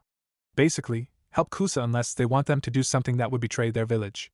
Naruto knew from what he had been told that Iwanin were causing a few problems along the border, both in that they were increasing their numbers and occasionally actually crossing it.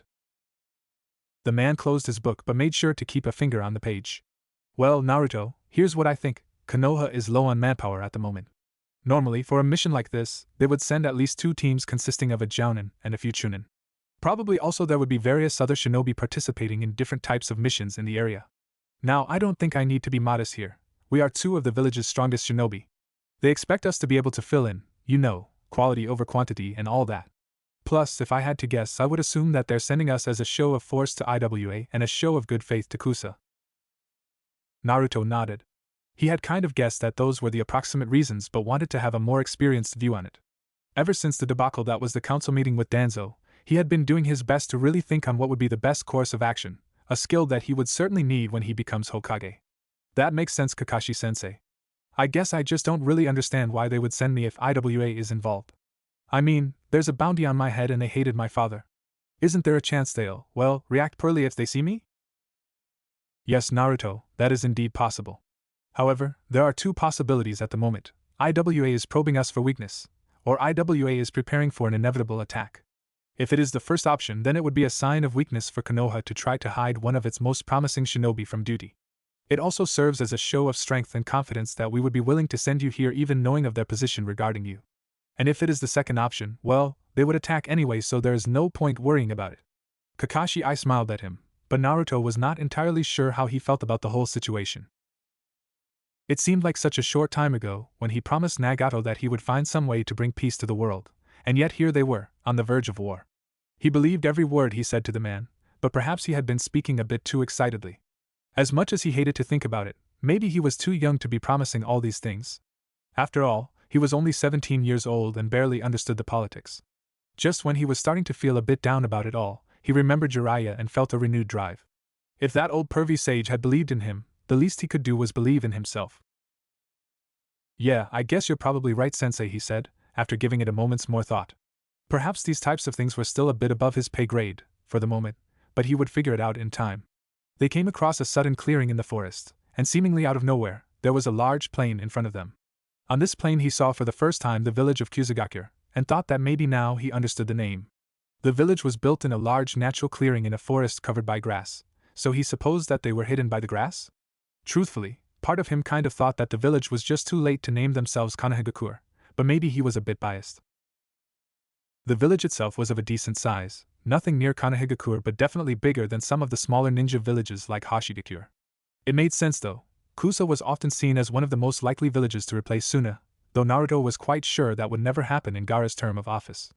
Naruto and Kakashi casually strolled up to the village gates, making sure they would not be presented as a threat. The copy-nin showed the guards their signed mission scroll and they were free to meet with the leader of the seemingly growing village.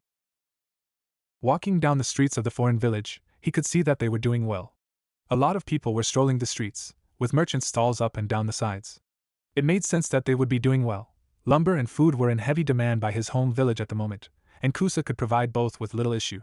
He tried his best to take a good look around since it was his first time actually inside the village. It was not very long before they approached the building of the village leader. Konoha had a tower designated for their Hokage, but apparently, Kusa decided on some kind of castle-like structure that was more popular among the daimyo. It was a very impressive structure, in its own way. For his own part, he preferred the tower. After a couple of minutes, they were allowed to meet the village head. At first sight, Naruto could tell that it was a man of average height with brown hair and brown eyes who seemed to be in his later 30s. Ah, the Konoha-nin are here. My name is Ayashi, it is a pleasure to meet you. The man gave a respectful tilt of the head, which Naruto and Kakashi returned with a half bow to indicate their respect. Kakashi then proceeded to hand the man their mission scroll, which he briefly skimmed over before closing it. Good. Needless to say, I was expecting a bit more than 2 shinobi with the way that Iwa has been behaving lately. Of course, Ayashi-sama, Kakashi began respectfully, And Naruto was almost surprised by how respectful his sensei could sound when he tried. Normally, there would certainly be more. However, your message got to us at an awkward interval in mission assignments, and many of our more capable shinobi are unavailable. My colleague and I were chosen, however, because our village does value your mission request highly. I understand, forgive me if I sounded like I was complaining, it was merely an observation.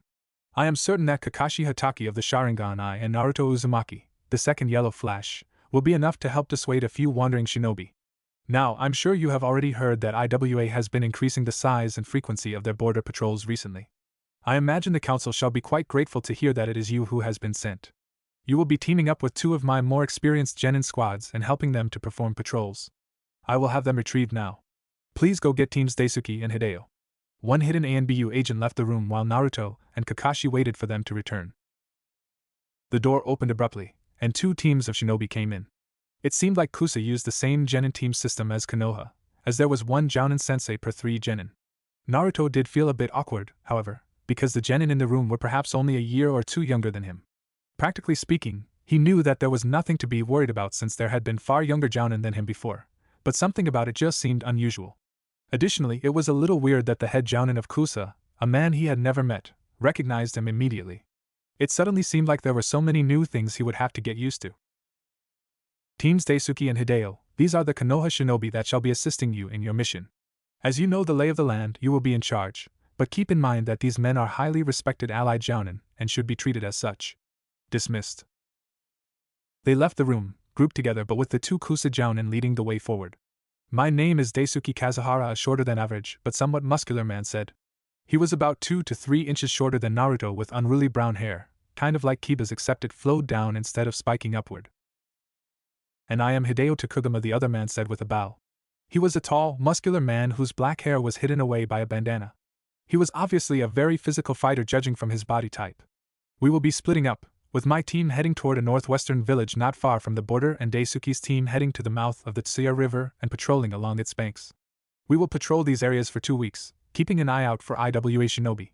The current rules of engagement are as follows. Should we find IWA nin have passed the traditionally accepted borders, we are to provide them a chance to leave. If they refuse, we are to trail them. We are not authorized to commence first conflict. Naruto and Kakashi nodded, then the man leaned in closer to his group of genin, seemingly staring all 3 of them in the eye at once. Are we clear? Hi sensei, they all 3 said. Daisuke simply gave a sideways glance at his group, whom all promptly nodded their heads. This is where we split up, Naruto.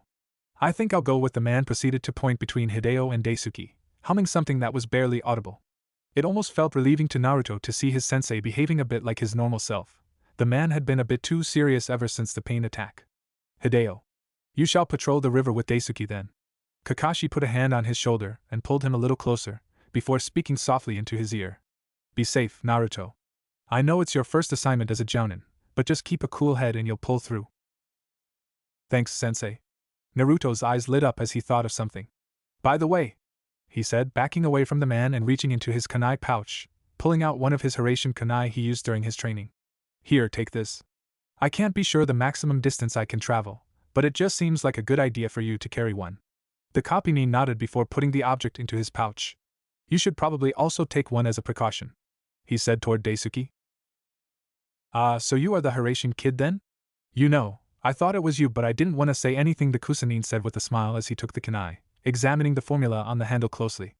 Naruto was not particularly worried the man would try to copy it or anything, since the shortened Hiraishin formula varied on an individual basis. The guy was probably just curious about the famous jutsu. After a few moments, he put it into his own pouch. Alright, well team, let's get going. Best of luck to you, Hideo. The teams left the village gates and immediately split off into separate directions. So, I didn't introduce myself properly. My name is Naruto Uzumaki. It made him feel a bit awkward that he had never actually told them his name. Or maybe it made him feel more awkward that they had never even asked. Right. It is good to meet you, Naruto, Daisuke said. You will have to excuse my genin here. They are unused to foreign shinobi, I suppose. They are usually somewhat more talkative. I'm Hitachi. Naruto looked at him. A young man, probably about a year and a half younger than him. A few inches shorter than him, lanky body, not seemingly very muscular.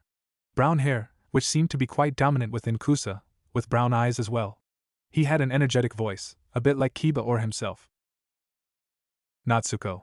A young woman whom he would guess was the same age as Itachi. Way shorter than him, probably 6 or so inches, with long flowing black hair and dark brown eyes. Her voice confident yet withdrawn, like a less forceful Sakura. Tadashi? Young man, almost the same height as him, probably same age as the other two. He had a muscular body and Naruto could plainly see a sword sheath on his hip. He also had brown hair but his eyes were green. His voice was hard to place, sounding like some odd mix of Kakashi and Guy. Cool with an underlying energy. They said their names one after another as if performing a roll call. Naruto did his best to try to memorize their names with their faces, as you never knew what could prove useful knowledge. I always like to get to know my teammates. What are you guys' strengths? I count myself as a ninjutsu specialist, with a wind element. Now that he thought about it, he really should put some training into learning some new simple jutsu. As nice as Shadow Clones, Raisengans, and Hiraishin are, it couldn't hurt to branch out a little bit. Maybe he'd get Kakashi to teach him a few things the next time they had the opportunity. Taijutsu ninjutsu mix, fire element. Daisuke said, seeming to comply with Naruto's wishes to have some sort of idea of what everyone was capable of at a basic level. These 3 are still genin, so I've been teaching them mostly the basics, except Tadashi knows some very basic kenjutsu. They are quite capable, just not very specialized, and they are planning to take the next Chunin exams in Konoha. Naruto nodded, in his mind learning a bit more about life in a smaller shinobi village. The team did not seem to have a Kekai Genkai user, as all of the successful teams from his graduating year did. Still, he had no doubt that with enough hard work they could be strong shinobi, like Rock Lee or Sakura. Are any of you from clans?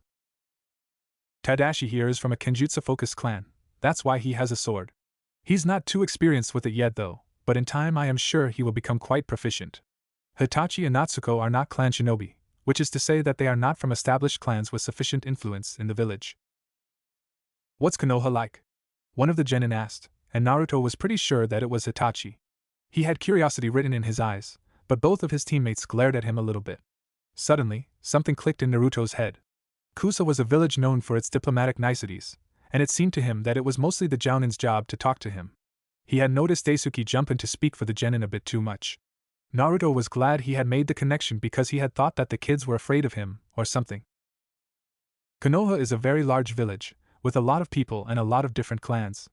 I don't think we're too different from any other village in how we operate though. We have an academy, kage, jounin, clan heads, all those things that I'm sure are no surprise. There are a few things that I think need to be fixed, but it's a place that I'm proud to call home. Even after we were attacked recently, with a large part of the village destroyed, the citizens continue to work together and endure while the shinobi work with them and try to recover. That's why I'm going to lead them and protect them as Hokage someday. They settled into a silence, advancing through the woods at a steady pace, though Naruto got the idea that the genin were exerting themselves a bit more than they should have had to and wondered about their conditioning. After a few hours, however, Daisuke broke the silence but spoke in a softer tone of voice that would not carry through the trees. The Tsuya River is a large portion of our border with IWA. The river originates in IWA and flows south before curving eastward through some lowlands, carving a valley, and ending in the land of waterfalls. It has a strong current, hence the name, and its canyon makes it impossible to pass by any method other than via bridge. In the last war, the Canopy Bridge was destroyed to force IWA to navigate the heavier forests west of the river, where shinobi from Kusa and Konoha would have a natural advantage. We have since rebuilt the bridge, as it is a vital part of our economy. Naruto nodded, taking in the short history lesson. It seemed to him that if IWA were going to start a war, then the bridge would be a good place to start, if it was as important as Daisuke made it seem. A shinobi would likely be able to get past the river valley with relative ease, using any number of techniques to get across. A caravan of supplies, however, would not be able to with any sort of efficiency. Plus, the roads to the forests to the west were likely not as well maintained and not good to travel on in rainy weather. You know, it occurs to me. Couldn't IWA just use an earth jutsu to make an earth bridge across? It seemed a rather obvious question to ask, given the nature of the enemy that they were fighting against. And he was sure that, if Konoha had some vital bridge destroyed, then it would be entirely possible to get Yamato to build a sturdy wooden one. Yes, they certainly could. However, an earth bridge would be very chakra-intensive to build in the first place and would require at least a jounin. After that, they would need to keep a similarly skilled jounin on duty to ensure maintenance. After all, a bridge of earth would have a harder time dealing with the current of the Tsuya as well as withstanding foot traffic across it. Next, that jounin, who is on maintenance duty instead of fighting at the front, will need to be protected just in case a raiding party goes after him, so that's further resources diverted away from fighting, waiting for an enemy that may never come. An obvious advantage for us. In the last war they deemed it more worthwhile to simply try bypassing it. I am not sure if they would do the same this time. Naruto nodded, supposing that the explanation made sense. Apparently the bridge was worthy of protecting after all. There was a sudden lack of trees, and he saw the river valley perhaps another 100 yards or so in front of him, with a similar distribution on the other side. He could tell from the branch he stood on that the valley was rather wide, and he could hear the flowing current of the river if he concentrated hard enough. As far as he could see, there was no alternate crossing, natural or otherwise. It was actually quite a nice view, with the sun setting in the west creating a nice array of shadows among the trees. "We're at the border of Kusa, Taki, and Iwa," the female genin Natsuko said, and it was the first thing besides her name that Naruto could recall her saying. "If we set up camp nearby and start patrolling tomorrow, then we'll see the bridge in about 4 days if we're being thorough," Tadashi said, and Naruto was beginning to get the notion that the kids were very professional for genin. Probably more professional than him, come to think of it. Then again, professionalism was one of the most overrated shinobi skills, if his personal experiences and training under Jiraiya taught him anything. Of course there was a time for it, such as at council meetings or when serving as Hokage, but what difference did it really make on missions? There are other shinobi assigned just to the bridge, right? It seems too important to leave unsupervised. Of course, Ayashi-sama has made sure there will always be a team there. It's our job to back them up, in an indirect way. Naruto nodded, glad to hear that they were not the sole group involved. Somehow, though he did not know them all too well, he did not think that being alone with a genin team at the outbreak of a war would be much fun. It was then that they came upon a slight clearing in the woods. This should make a great place to camp. Everyone, you know what to do. Tadashi, get some firewood. Natsuko, set up the genin tents. Hitachi, prepare to cook. Naruto and I shall patrol the surrounding area. Does everyone understand? Hi, sensei, they stated, and the man simply shook his head with a smirk on his face. Naruto, for his part, was quite sure that these genin were the exact opposite of his team, quiet and respectful. Then again, it could have something to do with the fact he was a foreign nin, or possibly the idea of war getting to them already. Or quite possibly that his genin team was among the strangest in the history of the elemental nations. He would not throw that out as a possibility. Your team seems much more respectful and focused than the average genin team, Naruto said, as he and Daisuke began their patrol. Naruto also decided to disperse about 10 shadow clones to help ensure their safety. He did not want to make it obvious that he was somewhat discomforted by their behavior, so instead, disguised it as a compliment. Yes, they are quite the kids. It's funny, really. I've never been one for much formality or tradition, and I like to think I can be quite humorous, but I was assigned a group of kids who all value formality highly. Just the way it all works out, I guess. Hideo would love them, I'm sure of that, and his kids are a lot like me in a way. Talkative, at least. Perhaps not as good looking. Naruto chuckled a bit. He had gotten the idea that this guy would be a bit carefree from their first impressions, and it seemed like he was right. But I guess the kids have a way of growing on you. So, they are behaving a bit differently just because I'm a foreign shinobi, aren't they? The man had pretty much said so earlier, but Naruto wanted confirmation. Definitely, especially a foreign jounin. Especially the hero of the leaf. They don't want to say anything out of line, for fear of embarrassing themselves, a clan, or the village. Personally, you don't seem like the type of guy to let a genin get to ya, but you'd be surprised. Naruto laughed at this. While he was definitely not the kind to be seriously offended by anyone, in fact he would probably be goading the poor shinobi on, he could imagine what it would be like for one of them to say the wrong thing to someone like Niji before he changed. Or, much worse, they were to talk badly about the philosophy of youth. I understand. In fact, I can already think of a few people who would act like that. Better safe than sorry, I suppose. They moved in silence as he thought about his new companions. Daisuke seemed like a decent enough guy, rather talkative with a bit of a sense of humor. He seemed to have the respect of his genin, though Naruto was not quite sure how hard that was with the way those kids behaved. In the end, he felt like there were definitely worse teams that he could have been assigned to work with for the mission. They had awoken early in the morning, with Tadashi and a Naruto shadow clone having taken the last watch of the night. Naruto had gotten used to leaving at least one clone on watch during many of his missions, and he was sure that the genin did not mind having a little bit of company throughout the night.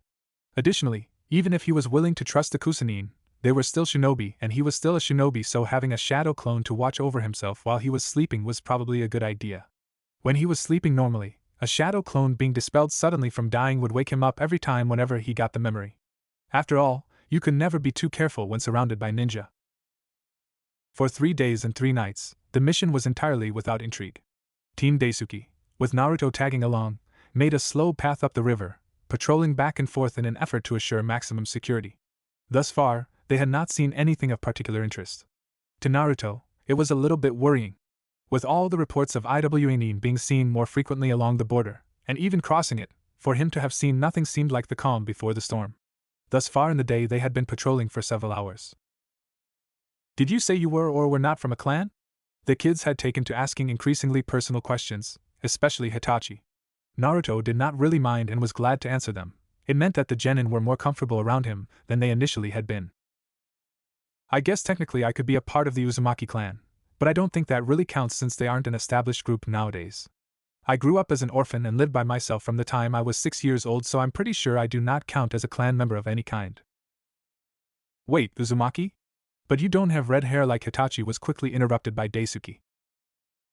Your hair is blonde. The Uzumaki are renowned for having red hair, is what I believe Hitachi was asking. Right, Hitachi? The boy nodded, and though Naruto picked up that something was going on in front of him, decided not to push the subject now. It interested him though. Surely, before then, the kids had already known his name was Uzumaki. Perhaps they had just thought he was given the name as opposed to being born into it. Or maybe they were trying to discuss something more about it now that they were more comfortable, but Daisuke intervened. Yeah, I get the hair from my dad. Who's the toughest enemy that you fought? Well, I guess the easy answer would be Pain. After all, he had the Rinnegan and nobody else in the village could stop him. On my very first mission, however, I fought against a guy named Haku, who traveled with Sabuza Momochi. It was tough because I had met him before the fight and had come to think of him as a friend, and we had a lot in common. Not only all that stuff though, he was strong enough to have almost killed me and a teammate. There did not seem to be any harm in answering their questions. Besides, anything that could help pass the time would be appreciated. He still had 10 days of patrol left to do before he'd go back to Kusa, and even then he did not yet have orders to leave. It was tough, not knowing whether or not Tsunade had waken up yet. Do you have a girlfriend? Hitachi asked, a mischievous glint being shot toward Natsuko all of a sudden. He wanted to laugh a bit at the genin heckling one another, though in truth, the question made him slightly uncomfortable. It was funny how the world found a way to change in the blink of an eye. 1 second, Naruto was talking with some genin and thinking about how everyone was holding up back in Konoha. Whether or not Tsunade was awake, the situation with Kumo, if Sakura had been taking better care of herself, and what everyone else was doing. Were they doing missions or were they rebuilding the village? The next second, the 5 of them stumble upon obvious signs of combat. Kunai on the ground, craters in the ground likely from explosions, scratch marks on the trees, broken limbs, blood spatters everywhere. Signs of a brief yet intense engagement among shinobi.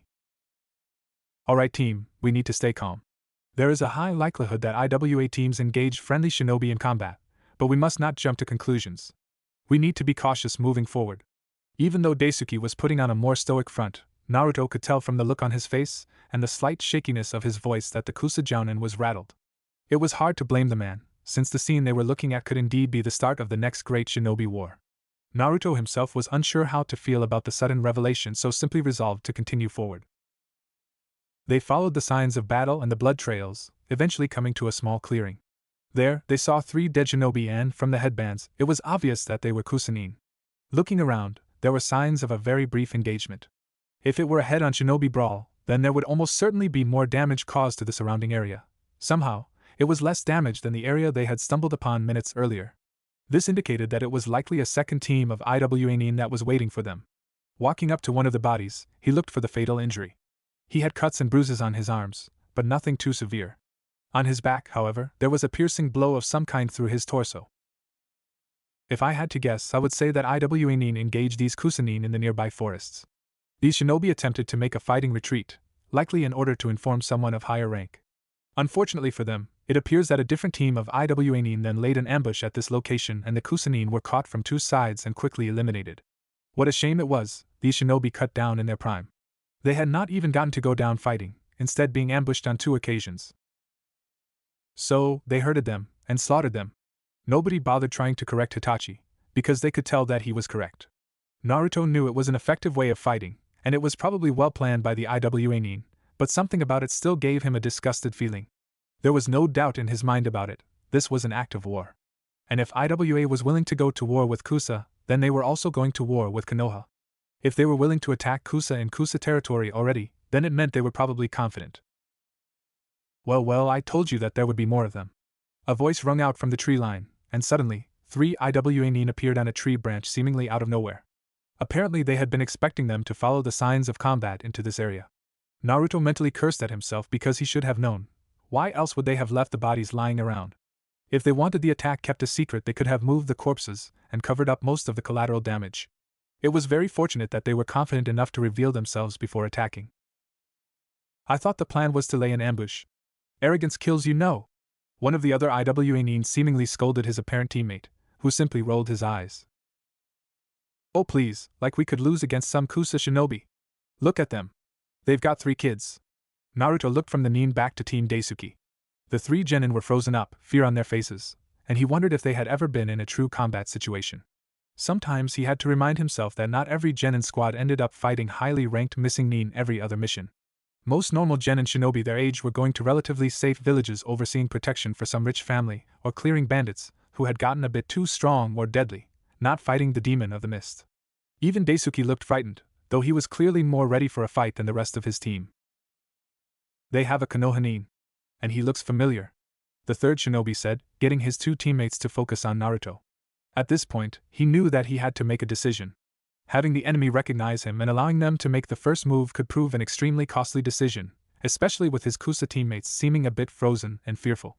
So, the wise thing to do was strike first. It was clear already from the way they had killed the prior team that IWA was not going to take it easy on them, and he had to assume that this was a conflict where only one side could walk away with their lives. Yeah, you know, he kinda does. The shinobi were visibly leering at him, and he knew that it was time for a bit of a preemptive strike.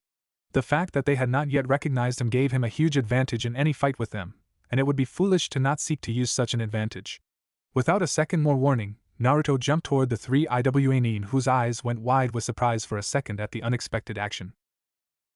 Rasengan! He shouted, the blue orb spinning rapidly in his hand. The enemy shinobi were wise enough to evade the attack, and seconds later, his hand hit the branch they were previously standing on and shattered it into countless tiny pieces. He had not assumed that the attack would land. He simply wanted to start an engagement to get the enemy shinobi thinking about combat, and not his identity. Luckily, the attack succeeded in having a secondary effect. The enemy were separated, at least momentarily. It seemed that 2 of the shinobi had jumped backwards while the other jumped to the left. Daisuke, I need you and your team to handle him, he said, pointing to the lone shinobi. I can handle these 2. There was a part of him, somewhere in the back of his mind, that knew Daisuke was technically in charge of the mission. However, he ignored it completely in favor of trusting his instincts. They had always gotten him through in tough situations, and it would be silly not to trust them here. He saw the man nod. Shadow Clone Jutsu. 10 clones appeared beside him, facing toward the lone shinobi and enforcing the idea that the 3 of them would not be reuniting anytime soon, while the original glared at the duo of enemies in front of him. The lone enemy seemed to take a second to process everything before making a hasty retreat backwards. Team Daisuke pursued and the shadow clones dismissed, leaving Naruto alone with the 2 IWA Nin. Well, that was unexpected. Maybe even clever. Still, a Jounin of IWA is more than a match for some Kusa genin team. And 2 Jounin of IWA can handle any Konoha Nin. So, should I take this to mean that IWA is declaring war? He wanted to remove all doubt from the fight and from his mind. It was obvious that all the signs pointed to him being in the beginning stages of a large-scale conflict, but there was a lingering voice of doubt somewhere in his mind. He didn't want it to be true, but at the same time, he couldn't try to hide from the obvious. No matter how much he wanted there to be peace in the world, facts were facts. It was strange to see the 2 enemies smirk at him, seemingly self-confident. Naruto wondered if it was self-confidence from already having defeated the prior Kusa Nin. It's about time we put Konoha back in its place. Ever since the last war, you people have been acting like it's your job to mingle in everyone else's business. Well, Sachikage-sama finally had enough of it. Naruto barely kept himself from sighing. How was it even possible to hold a grudge for 2 decades, especially a grudge that was going to end up getting your loved ones killed and force you to kill others? For the moment, he would have to ignore that. He had to finish these guys off, then reunite with Daisuke. If his earlier guess was correct, there would be at least one more team of IWA Nin. And if this was the start of an invasion, who knew how many more there could be after that? Earth-style, rising stone spears. It seemed like the enemy were also not ones to waste time and wanted to get things started immediately. He felt the ground under him rumble only for a moment before jumping into the air. A split second later, spikes emerged from where he used to be standing. Earth-style, mud bullet. The other shinobi's mouth expanded and he beat his chest, forcing a large chunk of hardened mud to shoot directly toward him.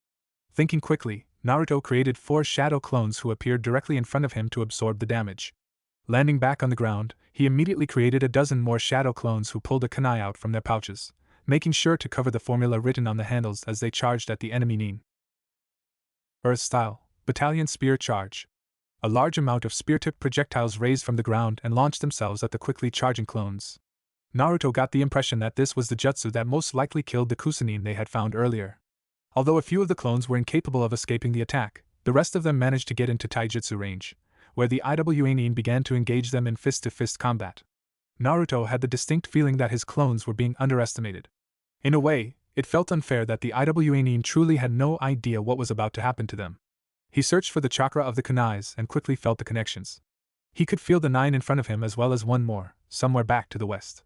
Briefly, he attempted to connect to Kakashi's kunai, but it appeared that his theory was correct and that the copy nin was out of range. It was good to know that he was right, but he would need to test exactly how far the Hiraishin could extend in the future.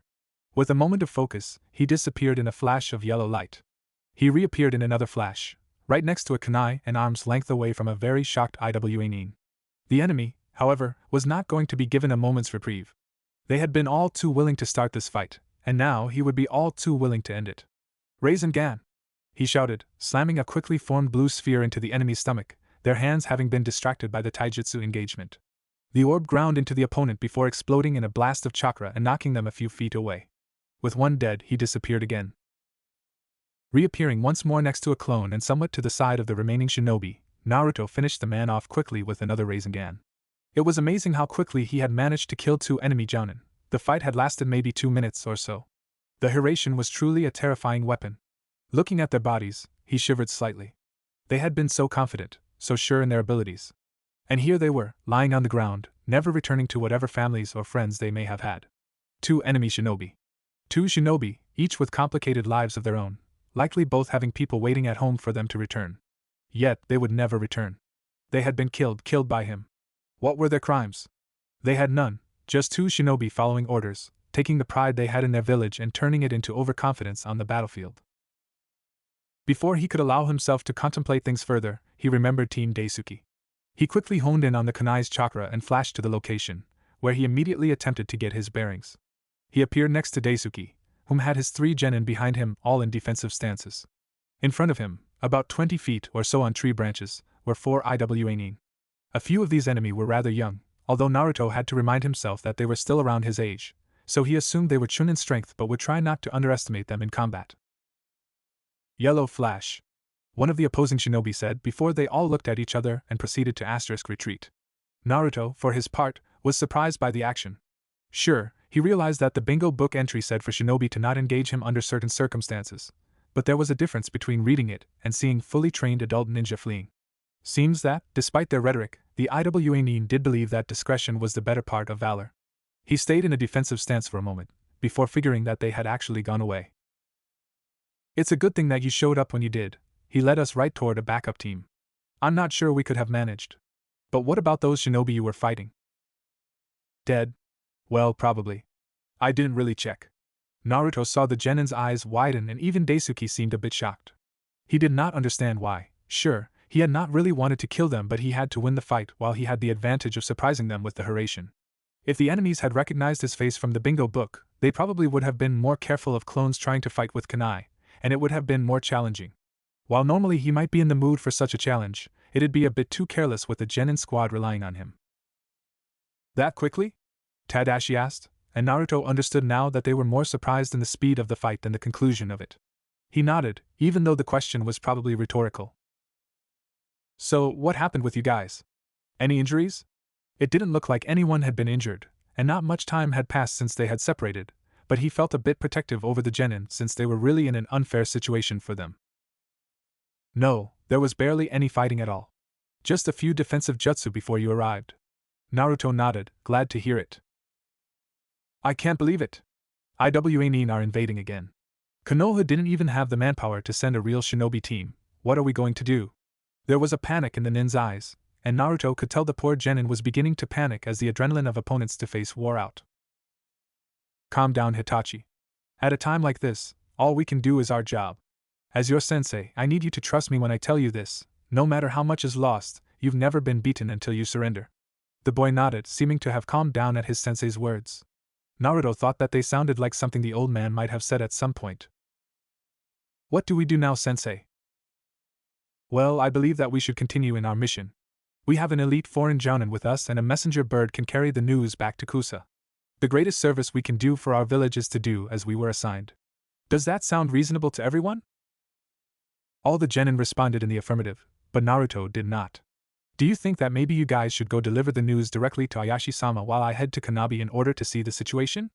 I mean, this could be a full-scale war that we're in the middle of. This mission was assigned as a patrol, but a patrol cannot stop an invasion. Plus, I'm not sure how experienced you guys are as a squad, you know? IWA could be sending elite units here. With all respect, Naruto, surely you cannot expect us to abandon a mission simply because the parameters have changed. Our village needs us out here to help figure out and stop whatever exactly is going on. We cannot be sure of Iwa's true intent just yet. Naruto sighed, figuring that Daisuke had made a good point. If it were Konoha in immediate danger, would he flee the front line? No, not unless given very specific and convincing orders on why he should do so. That was part of the reason why it never crossed his mind that he should be the one to leave. Kusa was an ally and, as such, in need of protection just as much as Konoha. Yes, he would fight for Kusa as if it were Konoha itself, for the two's fates were now aligned. Thus, he could understand the stance that the man had taken. Right, of course. Guess I was just worried about you guys is all. Of course I could not expect you to want to do anything besides trying to do the most for your village. I'm the same way, I suppose, he offered, with a slight smile. You're a lot different than the other Uzumaki, Hitachi said before his eyes widened as if realizing what he had said. Daisuke looked at the young man with an underlying scowl but tried to keep a straight face. What other Uzumaki? He asked, curious as to both what family he could have possibly had in the village, and why it seemed like it was being kept a secret from him. This was the second time now that the Uzumaki name had been brought up, with strange reactions from all of those around him. Okay guys, seriously, before we're forced to fight more IWA Nin and our lives are put in danger again, I want to know what Uzumaki you're talking about, and why you're keeping it from me. Daisuke coughed into his fist, undoubtedly a sign ordering his genin to let him answer. Well, you see, when Uzushiogakure was destroyed at the start of the Third Great Shinobi War, the surviving members of the clan spread throughout the continent in various ways. One of the members came to Kusa, asking for refuge for herself and her daughter. Our leader at the time accepted under one condition: the woman become a medic nin who put the village before herself. This was due to the fact that the woman had a strange Kekai Genkai, the ability to heal almost any injury with a single bite to her skin. She accepted the condition, though after a surprise attack rendered many injuries to both the shinobi and citizenry of Kusa, she worked herself literally to death and left her daughter an orphan. This made her a bit of a hero to the village, a foreign woman who gave her own life in aid to others. Anyway, her daughter was born with the same ability, and thus was also trained to be a shinobi. She proved to be a promising young genin, whom not only possessed her mother's healing abilities but also displayed a keen ability to sense chakra. One day, however, she abandoned her oath to the village, and Karen Uzumaki has been a missing nin ever since. A part of him had known, of course, that the Uzumaki remnants had spread throughout the elemental nations, with none going to Konoha due to feeling betrayed. The thought that he could actually meet one of them, however, was something that he always wanted to push back as far as possible. There was some part of him that thought if he had gone this far in his life without meeting any of his clan relatives, then he would be just as happy to go the rest of his life without meeting them. A part of that changed when he began to believe, for a moment, that he was so close to meeting one of them here in Kusagakure. Someday, he resolved, he would do his best to meet one of them, be it Karen or somebody else. Alright, thanks. Nothing too complicated there, really. Had a clan member here who betrayed the village and became a missing nin. Not sure why you bothered to try to keep that a secret. We just didn't want to bother you with such information. After all, who wants to hear all about a village's missing nin? And the last thing we'd ever want is to relate you to a traitorous missing nin. Now, Ayashi-sama is relying on us to get our mission done, so I suggest we get a move on. Kanabi Bridge is not that far away. He prepared himself mentally for the task ahead, smiling at the challenge presented before him. It was not every day that someone like him got the opportunity to do something that was truly important. Most of the time, they were simply used as cannon fodder in the heat of battle. Though he knew his time on the planet was quite limited, there was a certain degree of freedom in accepting that simple truth. In his short time in existence, he had decided upon one thing: he would be as useful as possible. Right now, he had been entrusted with a singular goal and was ready to execute it. He felt the kunai spinning in his hand, feeling the chakra from it. He reached into the pouch, grabbing 5 more, holding all 6 in total between his fingers. He threw it toward the top of the bridge with a smile. In a flash of yellow, he appeared slightly above the bridge and could feel the heads of the Iwa turning towards him. Good. He could make out already hand signs being made, so knew he had not even 1 second to hesitate. The reaction speed of these enemies seemed to be rather good. Definitely not genin level reaction time. He reached out and grabbed the kunai he had thrown, immediately throwing it to the ground and appearing in front of an Iwa who looked afraid. Before the nin could react, he was hit with a strong uppercut. Immediately afterwards he jumped to the left, dodging earth projectiles of some kind. Taking a quick glance around, he could see that there had to be about 30 or so people just on the bridge. He threw 2 of the remaining kunai down the south end of the bridge with 2 more going towards the north. They were not intended to strike, but rather to spread out. With a speed that most shinobi would never imagine having to go up against, he flashed between the various kunai, dodging a series strikes and jutsu while delivering mild attacks against the Iwa. Thankfully, the enemy were limited in their jutsu arsenal due to the risk of friendly fire. His goal was not to kill these particular shinobi, for there were too many for him to accomplish this task, but rather to anger them. An angry enemy was not a rational one, and it would not take long for his use of the Hiraishin combined with being unscratched to cause some frustration. And so, he went back and forth, briefly engaging enemy shinobi, focusing most of his efforts on not getting hit. After a couple of minutes of this, he moved on to the next stage of the plan. Throwing a kunai into the air, he felt out the chakra signature and in another moment was himself up into the air, grabbing the kunai immediately and slinging it off of the bridge, into Iwa territory, on clear grounds. An instant later, and he went from being high in the air above the bridge to being on the ground some hundreds of meters away. The Iwa, of course, had been watching and did not relent in attempting to attack him. There were more now, coming from the forests not too far away as well as the bridge. Never before had he seen so many hostile shinobi in one place. In a way, it was terrifying, yet at the same time, it was exhilarating. Now it was time to do something different. Once again, he threw a kunai high into the air and appeared next to it. Instead of disappearing somewhere else, however, he pulled 5 more kunai out of his pocket and threw them in a wide spread toward the ground. Tajua Kage Shuriken Jutsu, he yelled, as the 5 kunai multiplied into hundreds and peppered the ground in kunai. It took a lot out of him to use the jutsu on such a scale, and immediately upon feeling the chakra feedback from the hundreds of kunai, he felt his head begin to hurt and had a general sense of being overwhelmed. If there were any chance he could continue to excel at his mission, he was going to need get past it. The battlefield was now his. He could move almost anywhere on it in the blink of an eye. And so he did, flashing between kunai nearly instantaneously and landing repeated taijutsu and kunai strikes on the Iwa spread throughout the battlegrounds. He was feeling tired already, a feeling he had not even been sure he was capable of feeling. "What are you idiots doing?" an authoritative female voice yelled out. "None of you are qualified to fight a Hiraishin user, especially not once he's created a field of kunai. Retreat!" The Iwa began to flee backwards in the woods quickly, though Naruto attempted to strike as many of them as he could in the time it would take them to follow through with the seeming order. The bridge had been mostly cleared of Iwa, except for those who had most likely been explicitly told not to leave it. That's when a girl exited the forest, looking right at him. She had short black hair, a confidence in her walk that made him know from instinct alone that she was strong, and quite oddly, pink-colored eyes. She was smirking at him. "Oh? Happy to see me?" He taunted a bit, catching his breath.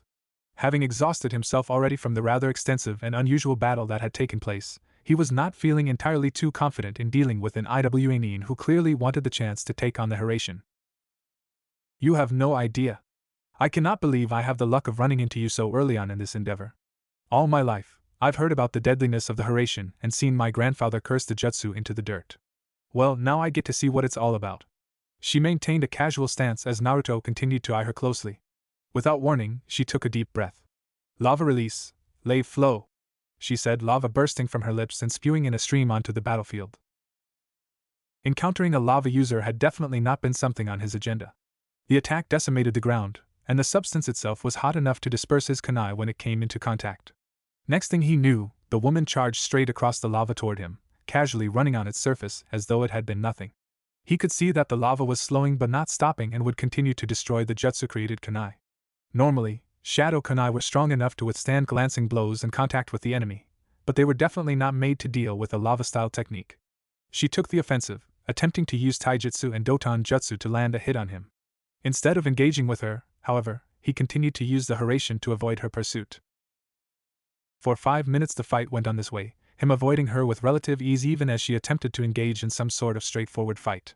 He could tell that she was not necessarily putting all of her effort into the assault but was holding something back, likely in case he managed to use Hiraishin to get behind her or to do something else unpredictable. She was holding back, waiting for him to make a move while he was simply avoiding her. Briefly, he wondered how boring the fight between the two of them was. Despite all the confidence she had seemed to have heading into the battle, it was clear that she was attempting to feel him out and build a familiarity with his combat behaviors before committing more to attacking. Even though it was not the most intensive fight of his career, using the Hiraishin constantly while dodging attacks was taking a toll on his already tired state, and he was exhausted by this point. He created a lot of distance, then fell down on one knee, panting. She approached him with a smirk on her face but did not get too close. "You know, really, I expected more from you. To wear yourself out so quickly without even landing a punch is pathetic." He smiled at her. "You didn't land a punch either, you know." "True enough, does not seem like it hurt me this time." He knew that he had managed to get under her skin a bit with his remark because the smirk on her face had died out. Suddenly, from near the bridge behind him, he heard an incredibly loud sound as if a raging wind and could practically feel powerful chakra emanating from the location. He smiled brightly, then, knowing that his task had been done and that his existence had not been for nothing. "The boss will be proud of me." "Huh? What are you?" Naruto vanished in a puff of smoke. "Hiraishin Shuriken!" Naruto yelled, the most powerful jutsu in his entire arsenal wielded in his right hand. Although he had promised Tsunade not to use the technique on account of how dangerous it was, he knew there was some way to truly master the attack. Unfortunately, he had not had much time to give it any additional work on account of learning the Hiraishin, and even midair he could feel the intense pain spreading through his arm due to the uncontrolled wind chakra. For the present, it was the only way to ensure that the bridge would be destroyed. Based on what Daisuke had told him about the Kanabi Bridge, it was built sturdily, and he could not risk losing his one opportunity of surprise.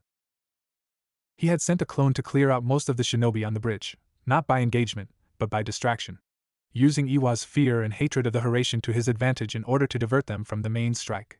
Meanwhile, he had advanced through the Kusa side of the forests at a slow pace, trying to prevent any unnecessary engagements with Iwanin in order to get close enough to ensure he would not lose control of the jutsu before making contact. As he did that, Team Daisuke would be establishing a safe perimeter a good distance away where they would then meet up and head back to Kusa following the bridge's destruction. They were not entirely happy with their role in the bridge assault, wanting instead to play a more direct part, but he had managed to assure them that it would be easier and safer if they ensured a safe escape. A part of him was made extremely nervous by all of this since it was his plan and anything negative that happened as a result of it was his responsibility. The S-rank jutsu made clean contact with the side of the bridge, digging into it as Naruto released it from his grasp. He fell backwards, toward the ground, as the attack dug its way deep into the reinforced concrete of the structure. He could hear the concrete and other materials being ground away by the intense wind jutsu. Landing on the ground, he looked at his arm to see a series of cuts and bruises all down it. It was not as bad as it had been following the Kakaza fight, thankfully, due to the fact that he had only used one of the attack here compared to several in that encounter. Randomly, a thought occurred to him to help hasten the healing in case he should need to fight again. He called upon a rather small amount of the Kyuubi's chakra, which he had been made to have easier access to during his training trip with Jiraiya, and attempted to focus it into his right arm. Suddenly, his arm became encased in red chakra as often happened when he drew upon the fox's power. The pain quickly began to subside and he let out a sigh of relief. Maybe this was one of the ways it could be possible to prevent the Hiraishin Shuriken from tearing apart his arm. It was incredibly dangerous to risk using the power, but if it enabled him to use his most powerful jutsu, then maybe it was worth it. There would be time to think about it later. For now, he flashed out of the river valley and back into the woods, where he had a small force of 50 clones prepared. There was a huge explosion of chakra as the attack finally destabilized in the bridge, the densely packed wind chakra bursting violently in every direction. Chunks of concrete were thrown in every direction, with one going nearly 30 feet into the air. He couldn't help but smile a bit as he watched the ninjutsu in action. An S-rank jutsu of such immense power, and he had invented it. He was the only person in the entirety of the elemental nations capable of performing it. As the bridge collapsed around it, a giant chakra dome formed in the middle that continued expanding as more and more of the structure was destroyed. After another 30 seconds, the jutsu was finished. In its wake, over half of the Kanabi Bridge had been totally destroyed, a huge portion missing in the middle that would undoubtedly take a substantial time investment to repair. Alright clones, teams of 5. 5 teams defend this area from any vengeful Iwanin. The rest of you sweep into the woods looking for those who have already crossed. For Konoha. They gave an enthusiastic hi before heading out, and yet again he was reminded of the incredible power of the Shadow Clone Jutsu. Reconnaissance, training, diversion, brute numbers. The jutsu seemed to constantly keep a world of opportunities open. If just one of his shadow clones had proven capable of distracting the Iwa in a few minutes, would 50 of them each supplied with a fair bit of chakra be able to actually hold their own? How strong, exactly, was one of his shadow clones? Obviously they were not as strong as him, since they could not take a hit, but were they B-ranked, A-ranked? Something else to add on to the ever-growing list of things he wanted to know in order to be a better shinobi. He mentally searched for the farthest chakra signal and flashed to Team Daisuke's location.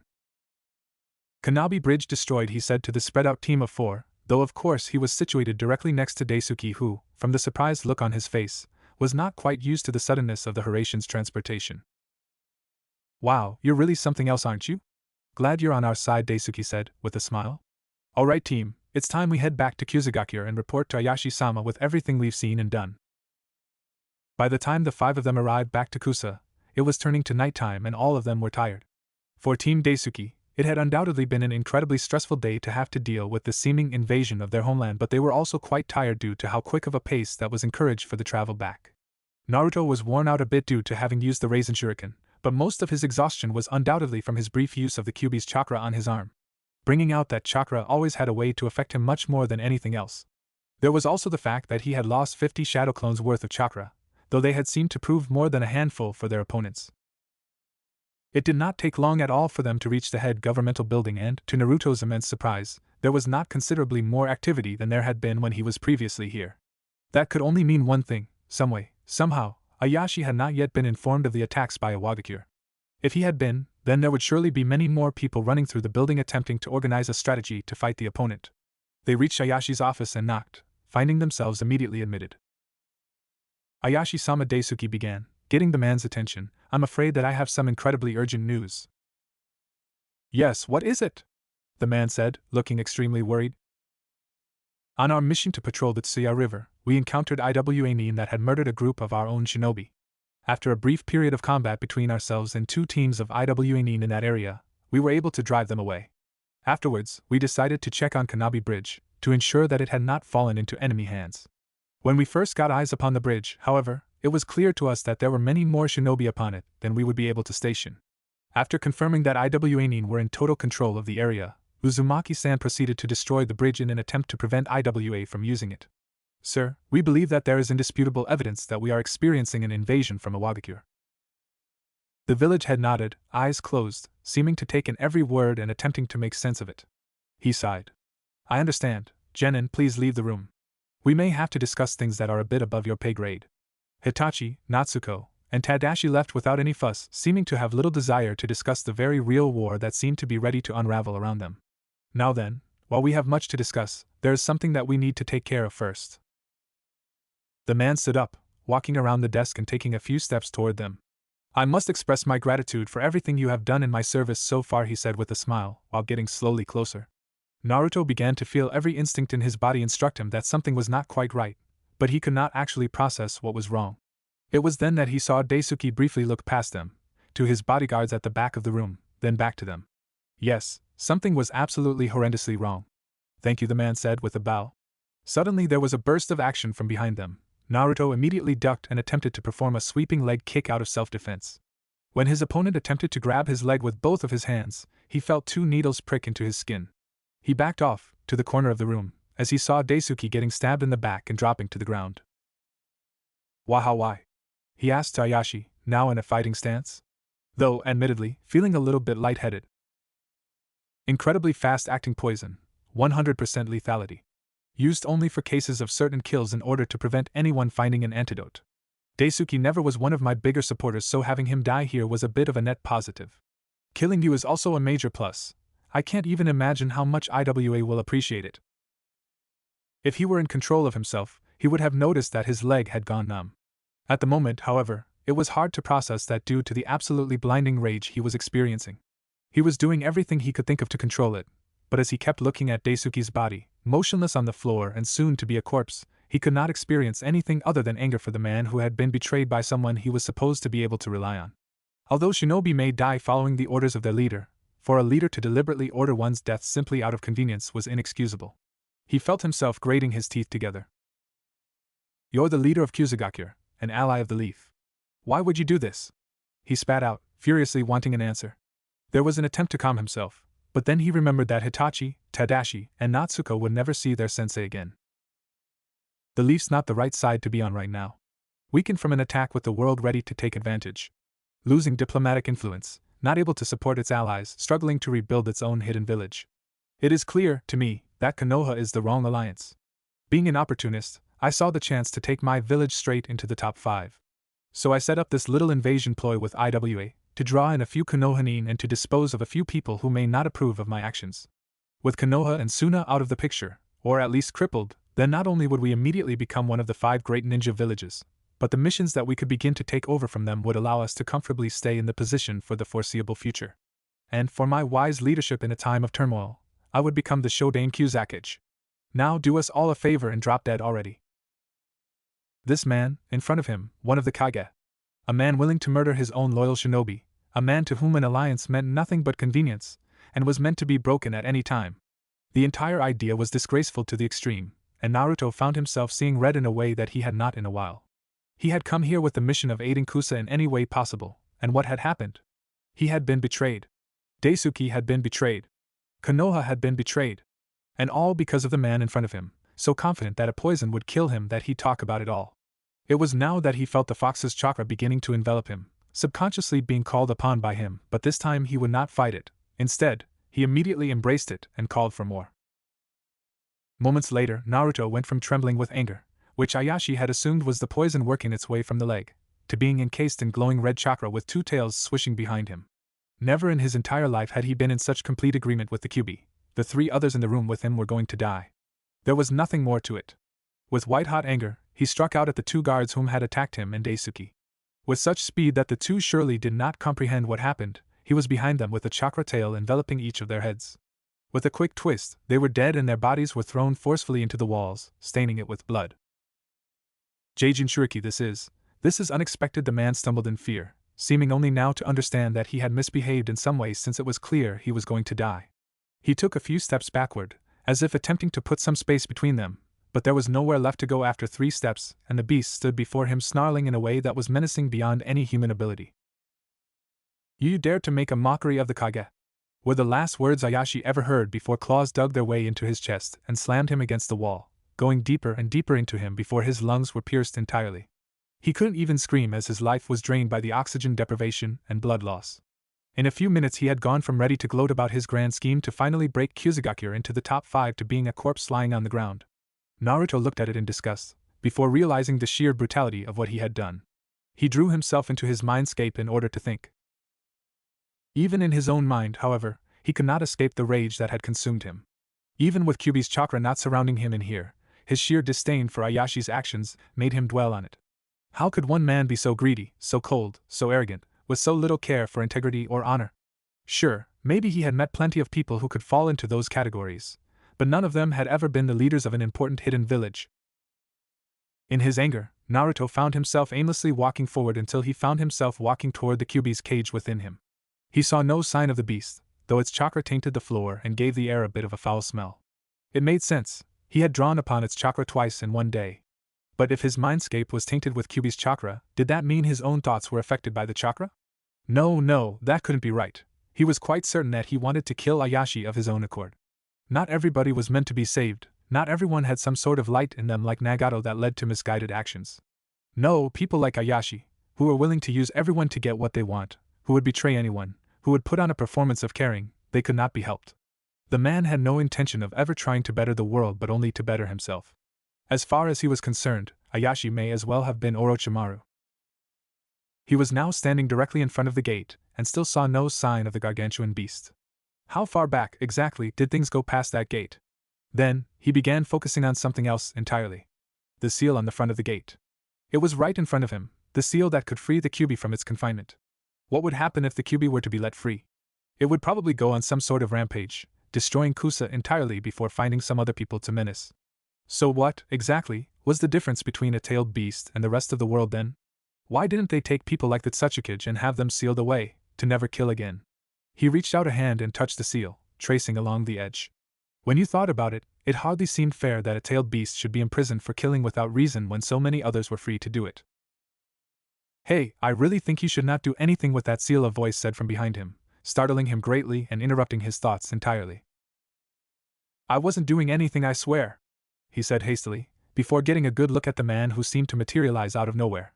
Suddenly, he found himself almost out of breath as he looked into the eyes of someone he knew there was never a chance of him meeting. Hello, Naruto, the man said, bright smile on his face, eyes closed, head tilted.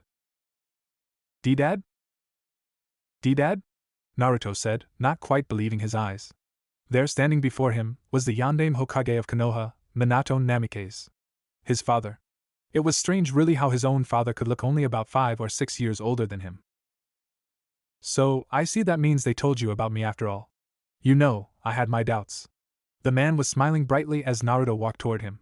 As he got closer, his father extended his arms as if to receive a hug. Perhaps then, he was a bit surprised to receive a punch to the stomach. That's for the Kyuubi, he said, remembering all the trouble the fox had caused him throughout his life. From villagers to the Akatsuki, being a Jinchuriki had certainly been a pretty constant struggle for him. Granted, it was never actually the Kyuubi's fault, so it was not really fair to get that upset about it. Perhaps, really, he kinda liked the idea of being able to punch his father. That made sense. He had just landed a sucker punch on the Yondaime himself. He smiled to himself, feeling good just from the thought of getting to roughhouse a bit with his father like every other kid. He reached his arms around the other man, who was bent over from the unexpected hit, and wrapped him into a tight hug. And this is for Hiraishin. And cause I kinda just want to. The other man returned the embrace, and for a moment, Naruto let himself enjoy the sensation of being able to hug his father. You've thought about that punch a while, haven't you? His dad said, seemingly not angry but perhaps a bit upset, though not at him.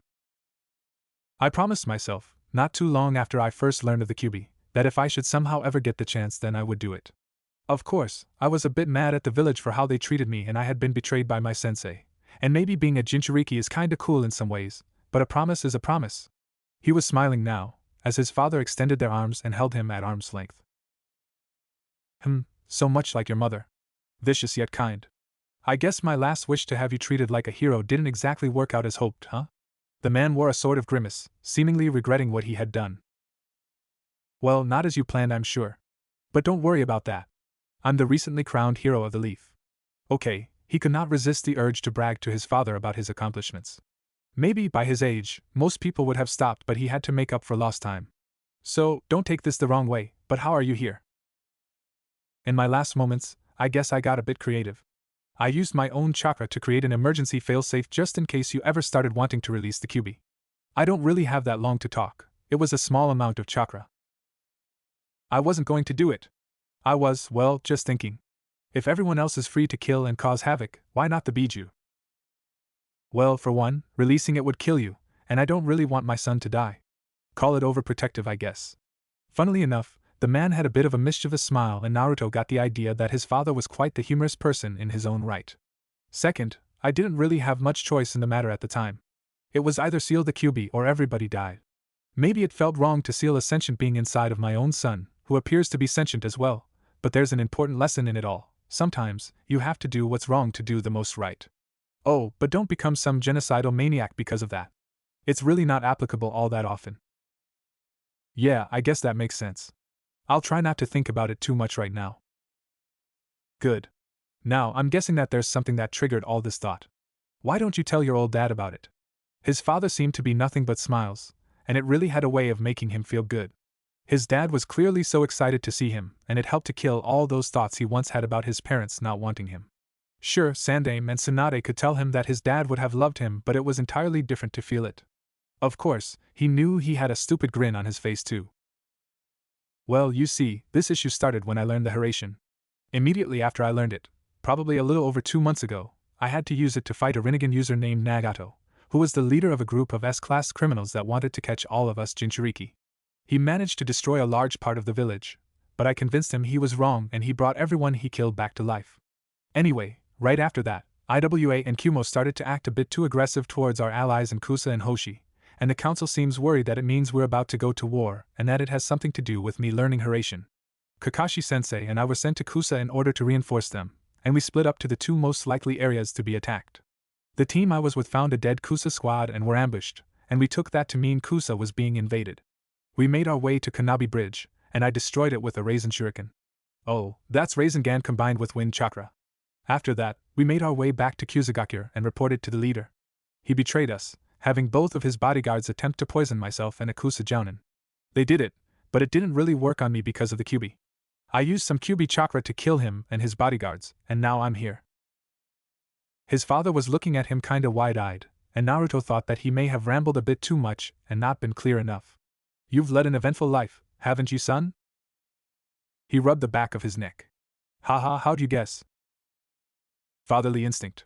Learning Hiraishin, fighting the Rinnegan, mastering the Rasengan. I couldn't be more proud. He felt like a 5-year-old kid, having his father say those words to him, and his eyes lit up in pure delight. I'm not too surprised to hear that Kusa's village leader would do such a thing. They were considered the 6th best village at the end of the Third War, and it was probably just a matter of time before they had a leader who tried to be a bit too clever in moving up. Oh hey, so, I just realized that I killed the leader of Kusa and that, in reality, I'm probably standing above his body with his blood on my hands. Shouldn't I take care of that problem real quick? I'm pretty sure that, since we're in your mind, things are moving much more slowly in here than they are out there. Not a big deal. Ah, really? Okay then. Anything else happen in Konoha I should know about? Well, Tsunade Bachan's the Hokage, but she's been out of action since the last attack. As much as I'm sure we both love to keep talking politics, I think I've got a good picture. IWA and Kumo causing trouble, Kusa's turned traitor, Hokage out of action. It seems rough, but there is not much I can say about it without knowing more. I'm going to disappear soon and never show up again, so I shouldn't really waste this time I'm given. You mentioned earlier that you just learned Hiraishin 2 months ago, correct? Yeah, had this long training trip up in Mount Myaboku and everything. Mount Myaboku? Have you done sage training? I would guess that the way I designed the seal to work should make senjutsu impossible. That's what Jiraiya said. Haven't tried it. So, Hiraishin? Right, distracted, sorry. So much I wish I could hear. Anyway, I'm going to guess you've only learned the basics of the jutsu. Kunai formula and kunai-based teleportation, right? Well, if you can call that basic. So, that means I can bet that there are 2 extremely effective uses for it that you have not quite figured out yet. Applying the formula to opponents with simple skin contact, and the ability to teleport enemy jutsu like I did with one of the Kyubi's attacks. Am I right? I haven't really had the time to work on those yet, sadly. Been busy ever since I learned the jutsu, whether in rebuilding Konoha or in my mission to Kusa. Guess I do need to find some time somewhere to keep training. It's hard to describe how to apply the formula with physical contact. It took me a generous amount of work to figure it out. Let's see, oh, I know. Do you know how, when performing summoning jutsu, a string of kanji appears temporarily that coincides with the release of the chakra? His dad was not really asking him a question. He was no longer smiling. He was talking as a teacher does to a student, like Irika-sensei had. Basically, what you need to do is to find a way to replicate the chakra pattern on the kanai with the chakra in your body, then to release it in such a way that it results in the formula becoming a part of the person. Ideally, you want to use as little chakra as possible when doing this so that the opponent is less likely to detect anything. It may seem easy to replicate the formula doing hand signs, and that's not a bad place to start, but you need to train yourself past using hand signs in order for it to be truly effective. Okay, yeah, that makes sense, I guess. Naruto almost wished that he had a notebook, but he was sure he could remember everything his father said during their first meeting, he was sure of it. Besides, this was taking place in his mind, so how was it possible for him to forget? Now, in order to use it to deflect attacks, well, that's not actually part of the Hiraishin. I mean, sure, it's a possible use for it, but it is not integrated into it. The way I did it was actually simple. I concentrated chakra into my hands and extended a wave of chakra forward, expelling small amounts while keeping it connected to my hands. Do you know a hyuga? I recommend a hyuga for learning this. Anyway, when you feel confident that the attack has made contact with your chakra, you disconnect the chakra flow from one hand, Hiraishin away, and in the split second you're using the Hiraishin, you move your other hand in the direction you want to divert the attack. If an attack is particularly deadly or fast, you want to extend your chakra as far out as possible in order to, not die horribly. Naruto's face was pale, and he knew it. It seemed like a tall task to be able to learn to use the Hiraishin in such a way, but he knew that it had to be worth it. His father managed to deflect a direct attack from a tailed beast using the technique, which was surely enough of a testament to its effectiveness. It was going to be an extreme test of his chakra control in order to pull it off. His father smiled at him again, probably to try to relieve his fears. Don't worry about it too much, just think about it this way. It will be great to hone your reflexes even further, and that is helpful in a wide variety of ways. Also, you're gonna want to start small, probably with a blunted kunai or something. Oh, and before I forget, I'd been thinking a little bit about your senjutsu dilemma, and a thought occurred to me. If you were to challenge the Kyuubi for its chakra, then manage to successfully secure a portion of it, it may be possible to then divert the chakra that your body naturally absorbs from the seal into that reservoir, making your chakra able to support the sage chakra. I can't be certain, since your seal is one of a kind, but that might work. You are really into chakra theory, head dad? He'd always heard that the yandame was a genius, that the man had an understanding of chakra that was far beyond most shinobi. Meeting him for the first time, he could now confirm it for himself. It was the love of my life. Besides your mother, of course. Chakra makes the impossible possible, and I wanted to understand it better than anyone ever had. That was what I always had in the back of my mind driving me, even as I became a jounin, sensei, Hokage. So, son, what drives you? What's your dream? I'm going to be the strongest Hokage, he said, without taking even a moment to consider that he was talking directly to the man who would probably have been the strongest Hokage had he lived a longer life. Even with a shortened life, some people still made the argument. And I'm going to find some way to bring about peace, just like I promised Jiraiya and Nagato. Bring about peace, huh? A dream as old as the shinobi lifestyle. Just remember, in times of war people crave peace, in times of peace people crave war. It's a strange world you live in, Naruto. There's going to be a lot of work to get that done.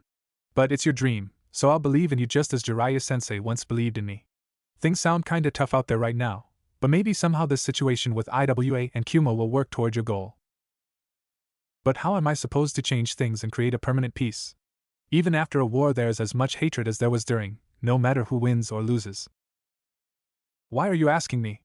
I never managed it. Nobody has. It's up to you to figure that out, and it definitely won't be easy.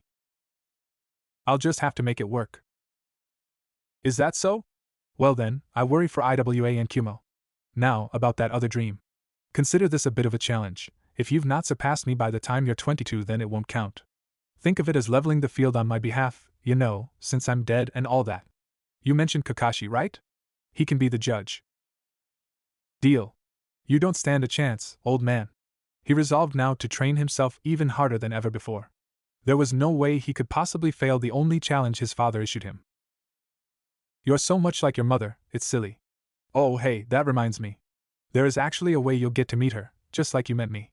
When I was designing your seal, low on time as I was, I imagined a day where you'd attempt to challenge it for chakra and wanted you to have a bit of help.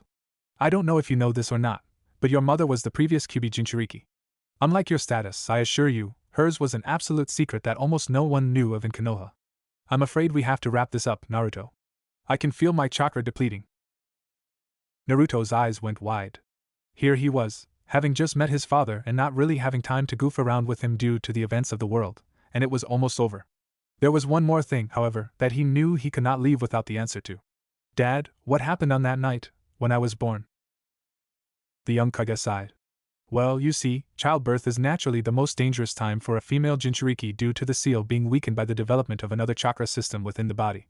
Meanwhile, the host's body is also weakened naturally by the process.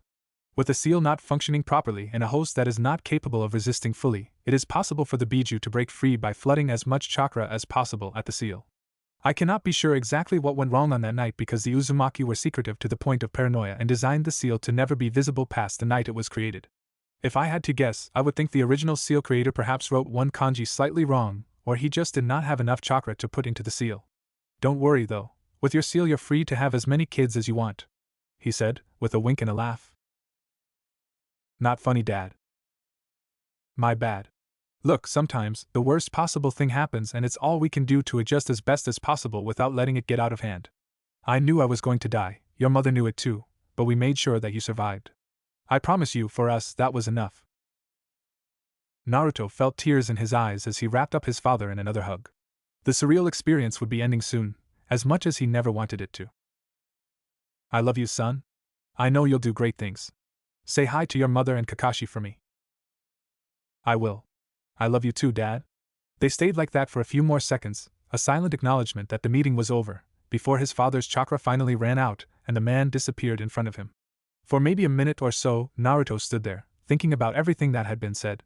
From Hiraishin advice to the challenge, it was clear that he had a lot of training left to do in his immediate future. It was going to be difficult to find time to properly dedicate to it, if there was a lot of fighting upcoming.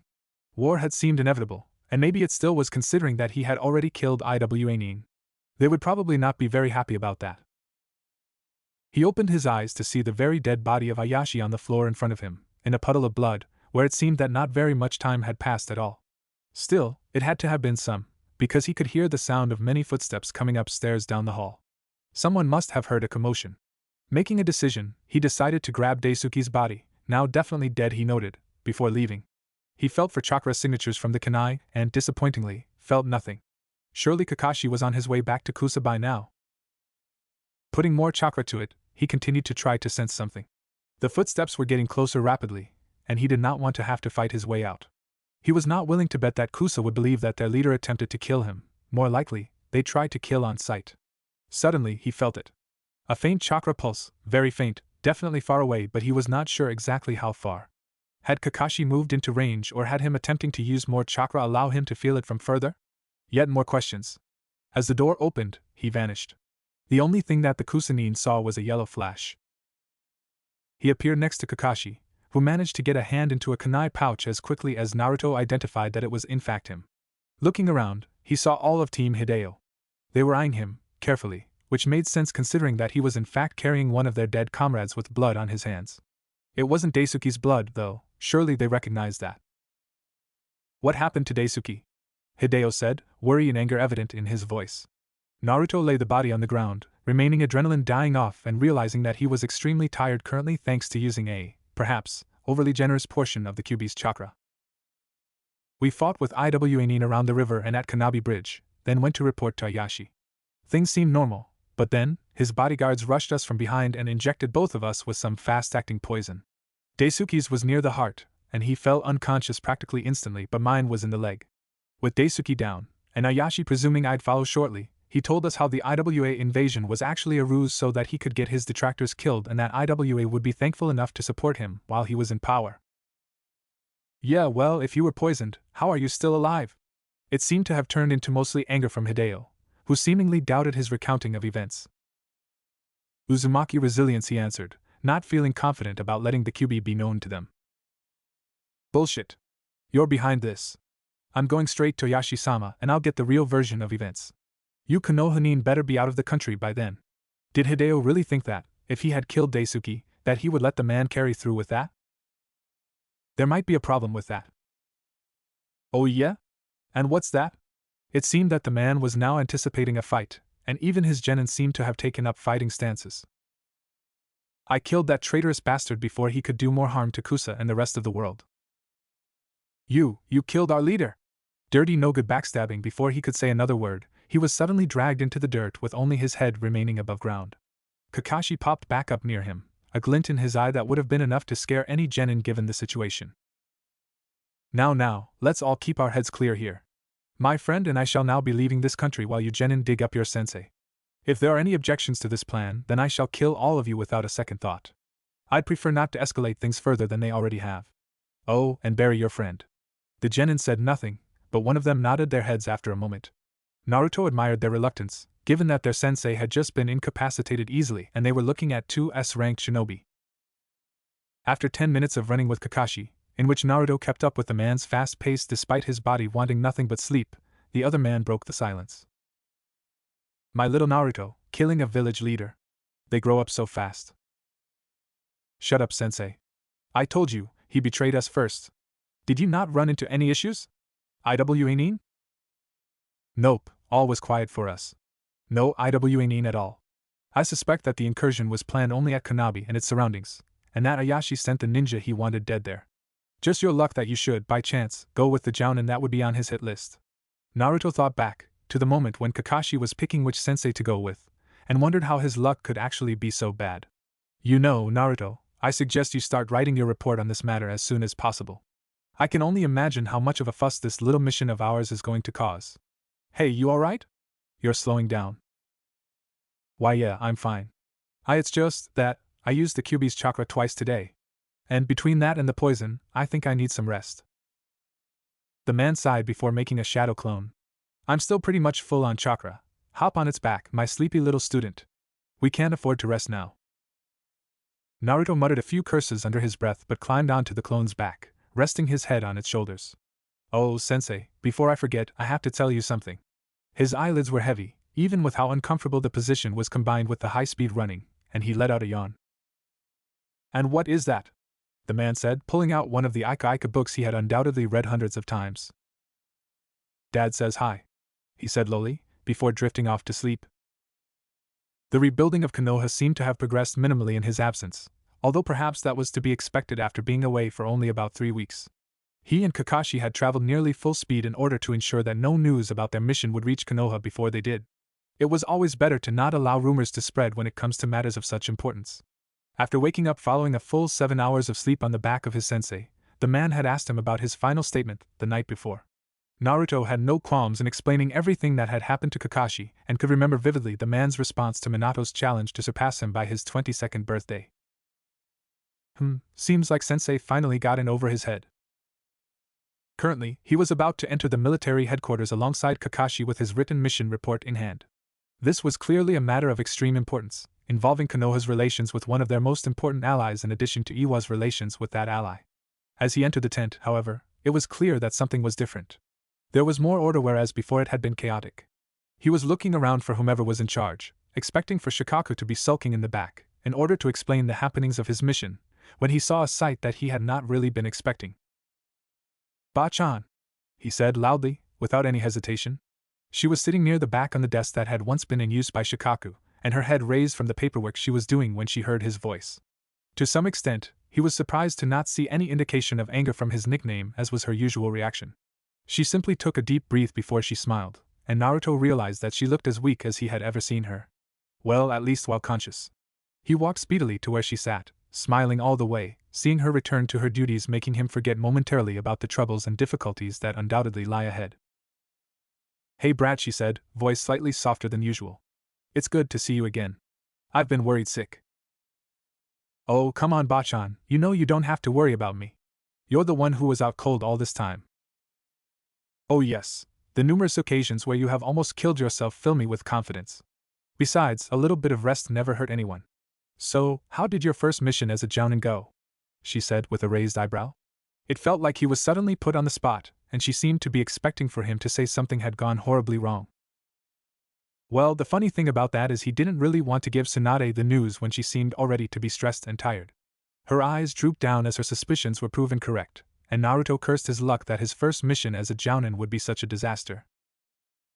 "Oh kid, you age me 10 years every time I see you. How bad is it?" "Naruto killed the village leader of Kusagakure," his sensei said, causing Naruto to fill with an intense desire to be anywhere else than where he was. "Besides Kusa, of course." "Can't say I was expecting that," Tsunade said with a sigh, seeming more nonchalant than angry much to his surprise. "I'm going to assume that there was a good reason." Yeah? He thought he'd get yelled at then have to explain himself out of the situation. He had 2 of his bodyguards ambush me and a Kusanine, poison us, then admitted that he was working with IWA to have some of his detractors killed and that he thought Konoha was the wrong side to be on. Wanted Kusa to be a top 5 shinobi village and to become a Kage. "Hand me your mission report," she said, a defeated look in her eyes. Naruto hesitated for a moment before complying with her. "Are you okay, Bachan?" "I'm fine, just a bit tired from all this makeup work I have to do. Not really fully recovered yet from my nap either." Tsunade barely knew how to respond. From the first moment she woke up, about 5 days ago, her days had been filled with nothing but briefings, council meetings, and mission assignments as well as trying to arrange a diplomatic solution to the rising tensions. Her village, such a strange thought to her to think of it as such, needed to be prepared for war, but right now it was little more than several tons of scaffolding in a crater surrounded by slums of tents. Many clan shinobi were too busy trying to rebuild their compounds to be on active mission duty, and she had to constantly weigh her need for another clan member on a team with the possible political problems that could arise if any of the clans thought that she was slowing them down. In addition to all that, she had to reassure the citizens to have faith in the village's ability to protect them. "Actually, you know what, let's take a bit of a walk." Kakashi dismissed. "I am sure you'll have a new mission shortly." She walked up, putting on her Hokage robes and hat which he was not actually accustomed to seeing her wear. He knew, however, that she was most likely just trying to promote a sense of pride and to make a statement that the Hokage was no longer inactive to all shinobi and citizens. One day, when he became Hokage, he was going to wear them all the time just as Gigi did. No way he was going to work that hard to get the robes and not have them on. They left the tent, side by side, and she took a breath of fresh air. I really needed an excuse for a short break. Thanks for that, kid. There's something I need to talk to you about. Consider it political training, alright? Sure thing, Bachan. What's on your mind? He finally succeeded in getting an angry eyebrow from the woman for his nickname and smiled, though she seemed to do nothing else in response. Look, I need to be honest with you, Naruto. She used his name. That was probably not good. In the last war, there was not a single village participating that did not suffer greatly. At that time, Konoha stood up and fought against Kumo, IWA, and to some extent Kiri. We were able to hold our own, but it was at incredible costs. Not only did some clans lose over half of their members, the village's alliances were weakened after the prior loss of Yuzushiogakure. We were stretched thin on every front, relying on sheer shinobi willpower to survive, but that can only go so far. If it were not for your father, I have no doubts that we would not have been able to stop IWA. You know, I can still remember it. The constant death, the never-ending missions, coming home after a mission accomplished only to learn that it had not gone so well for your friends or your friend's friend. Instead of mourning, you prepared for the next fight anyway. The only reason that peace was achieved was from pure exhaustion, with every village having been pushed to their limits. Since then, however, IWA and Kumo have had the ability to rebuild themselves mostly uninterrupted. I guess what I'm trying to say is that we're in the worst situation we've ever faced. I think I get what you mean. IWA and Kumo have been relatively quiet since the war, whereas we've had to deal with the Kyuubi attack, Uchiha massacre, Suna/Odo invasion, and Pain attack. Suna's had to deal with the aftermath of that invasion too, which I'd guess was pretty bad for them since Orochimaru probably made sure that they overcommitted to it. Does that sound about right? Yep.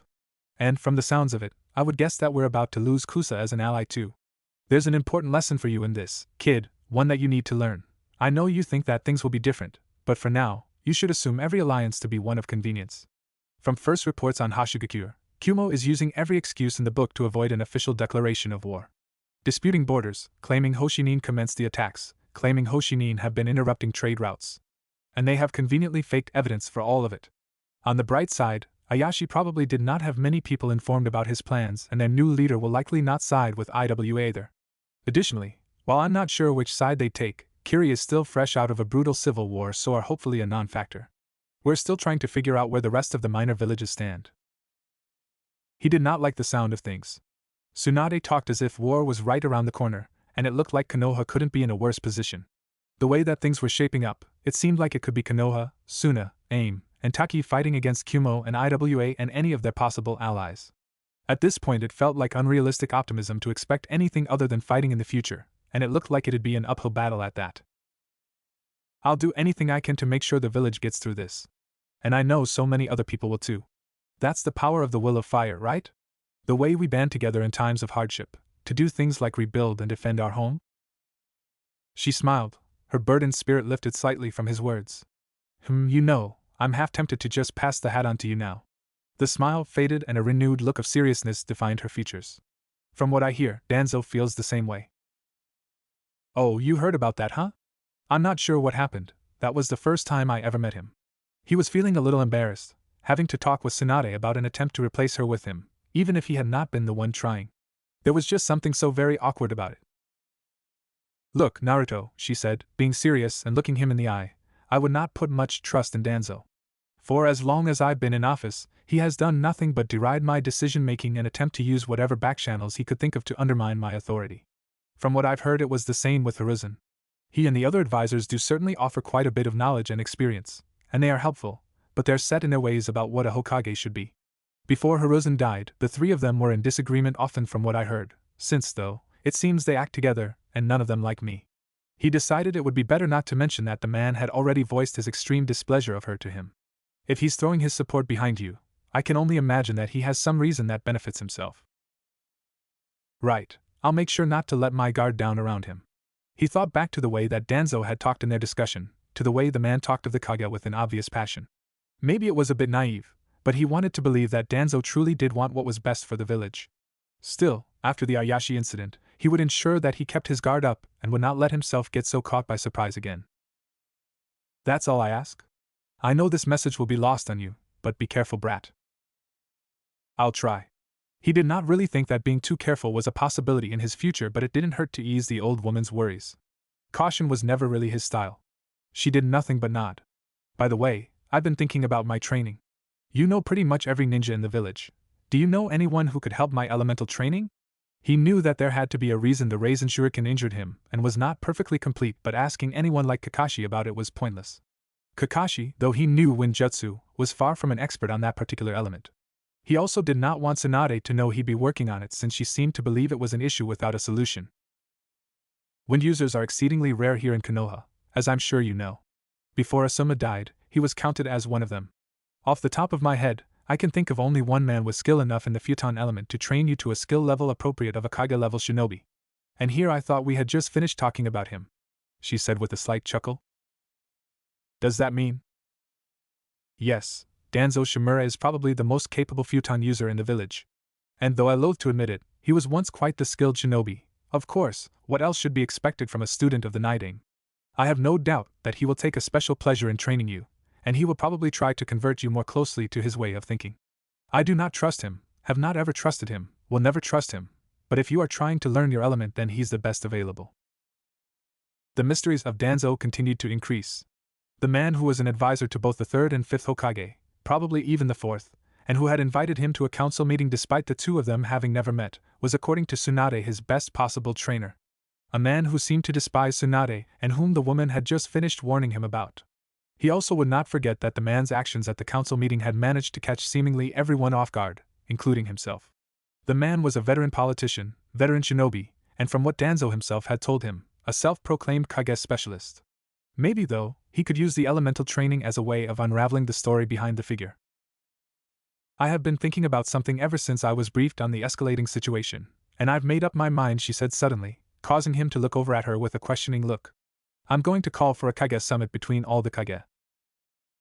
Has that ever been done before? Yes, once, during the Shodame's term. It was when they distributed the tailed beasts, actually. I assure you that what we have documented of that meeting indicates that it did not go all that smoothly. Normally the hard part would be trying to get all the Kage to attend, but we're at an advantage this time. Obviously we've got 2 villages guaranteed in Konoha and Suna, and I strongly believe that the Reikage and Tsuchikage will agree under the pretenses of seeking a diplomatic solution. The Mizukage will probably be intrigued enough to agree as well. All I need is a willing host. You think it will actually accomplish anything? It is unlikely. In fact, it will probably be the very last step before an official declaration of war. All the reports I'm getting make it seem fairly obvious that they are committed, and I'm sure, based off of what you told me of Kusagakure, that I will be even more convinced shortly. Still, it's our best shot and will at least let us see how the Mizukage is reacting to this fiasco. Additionally, I'll be taking an added risk that, well, to be honest, might be a bit silly, but I think it will prove worthwhile. And what's that? He asked, confused by the sudden smirk on her face. You'll be one of my bodyguards.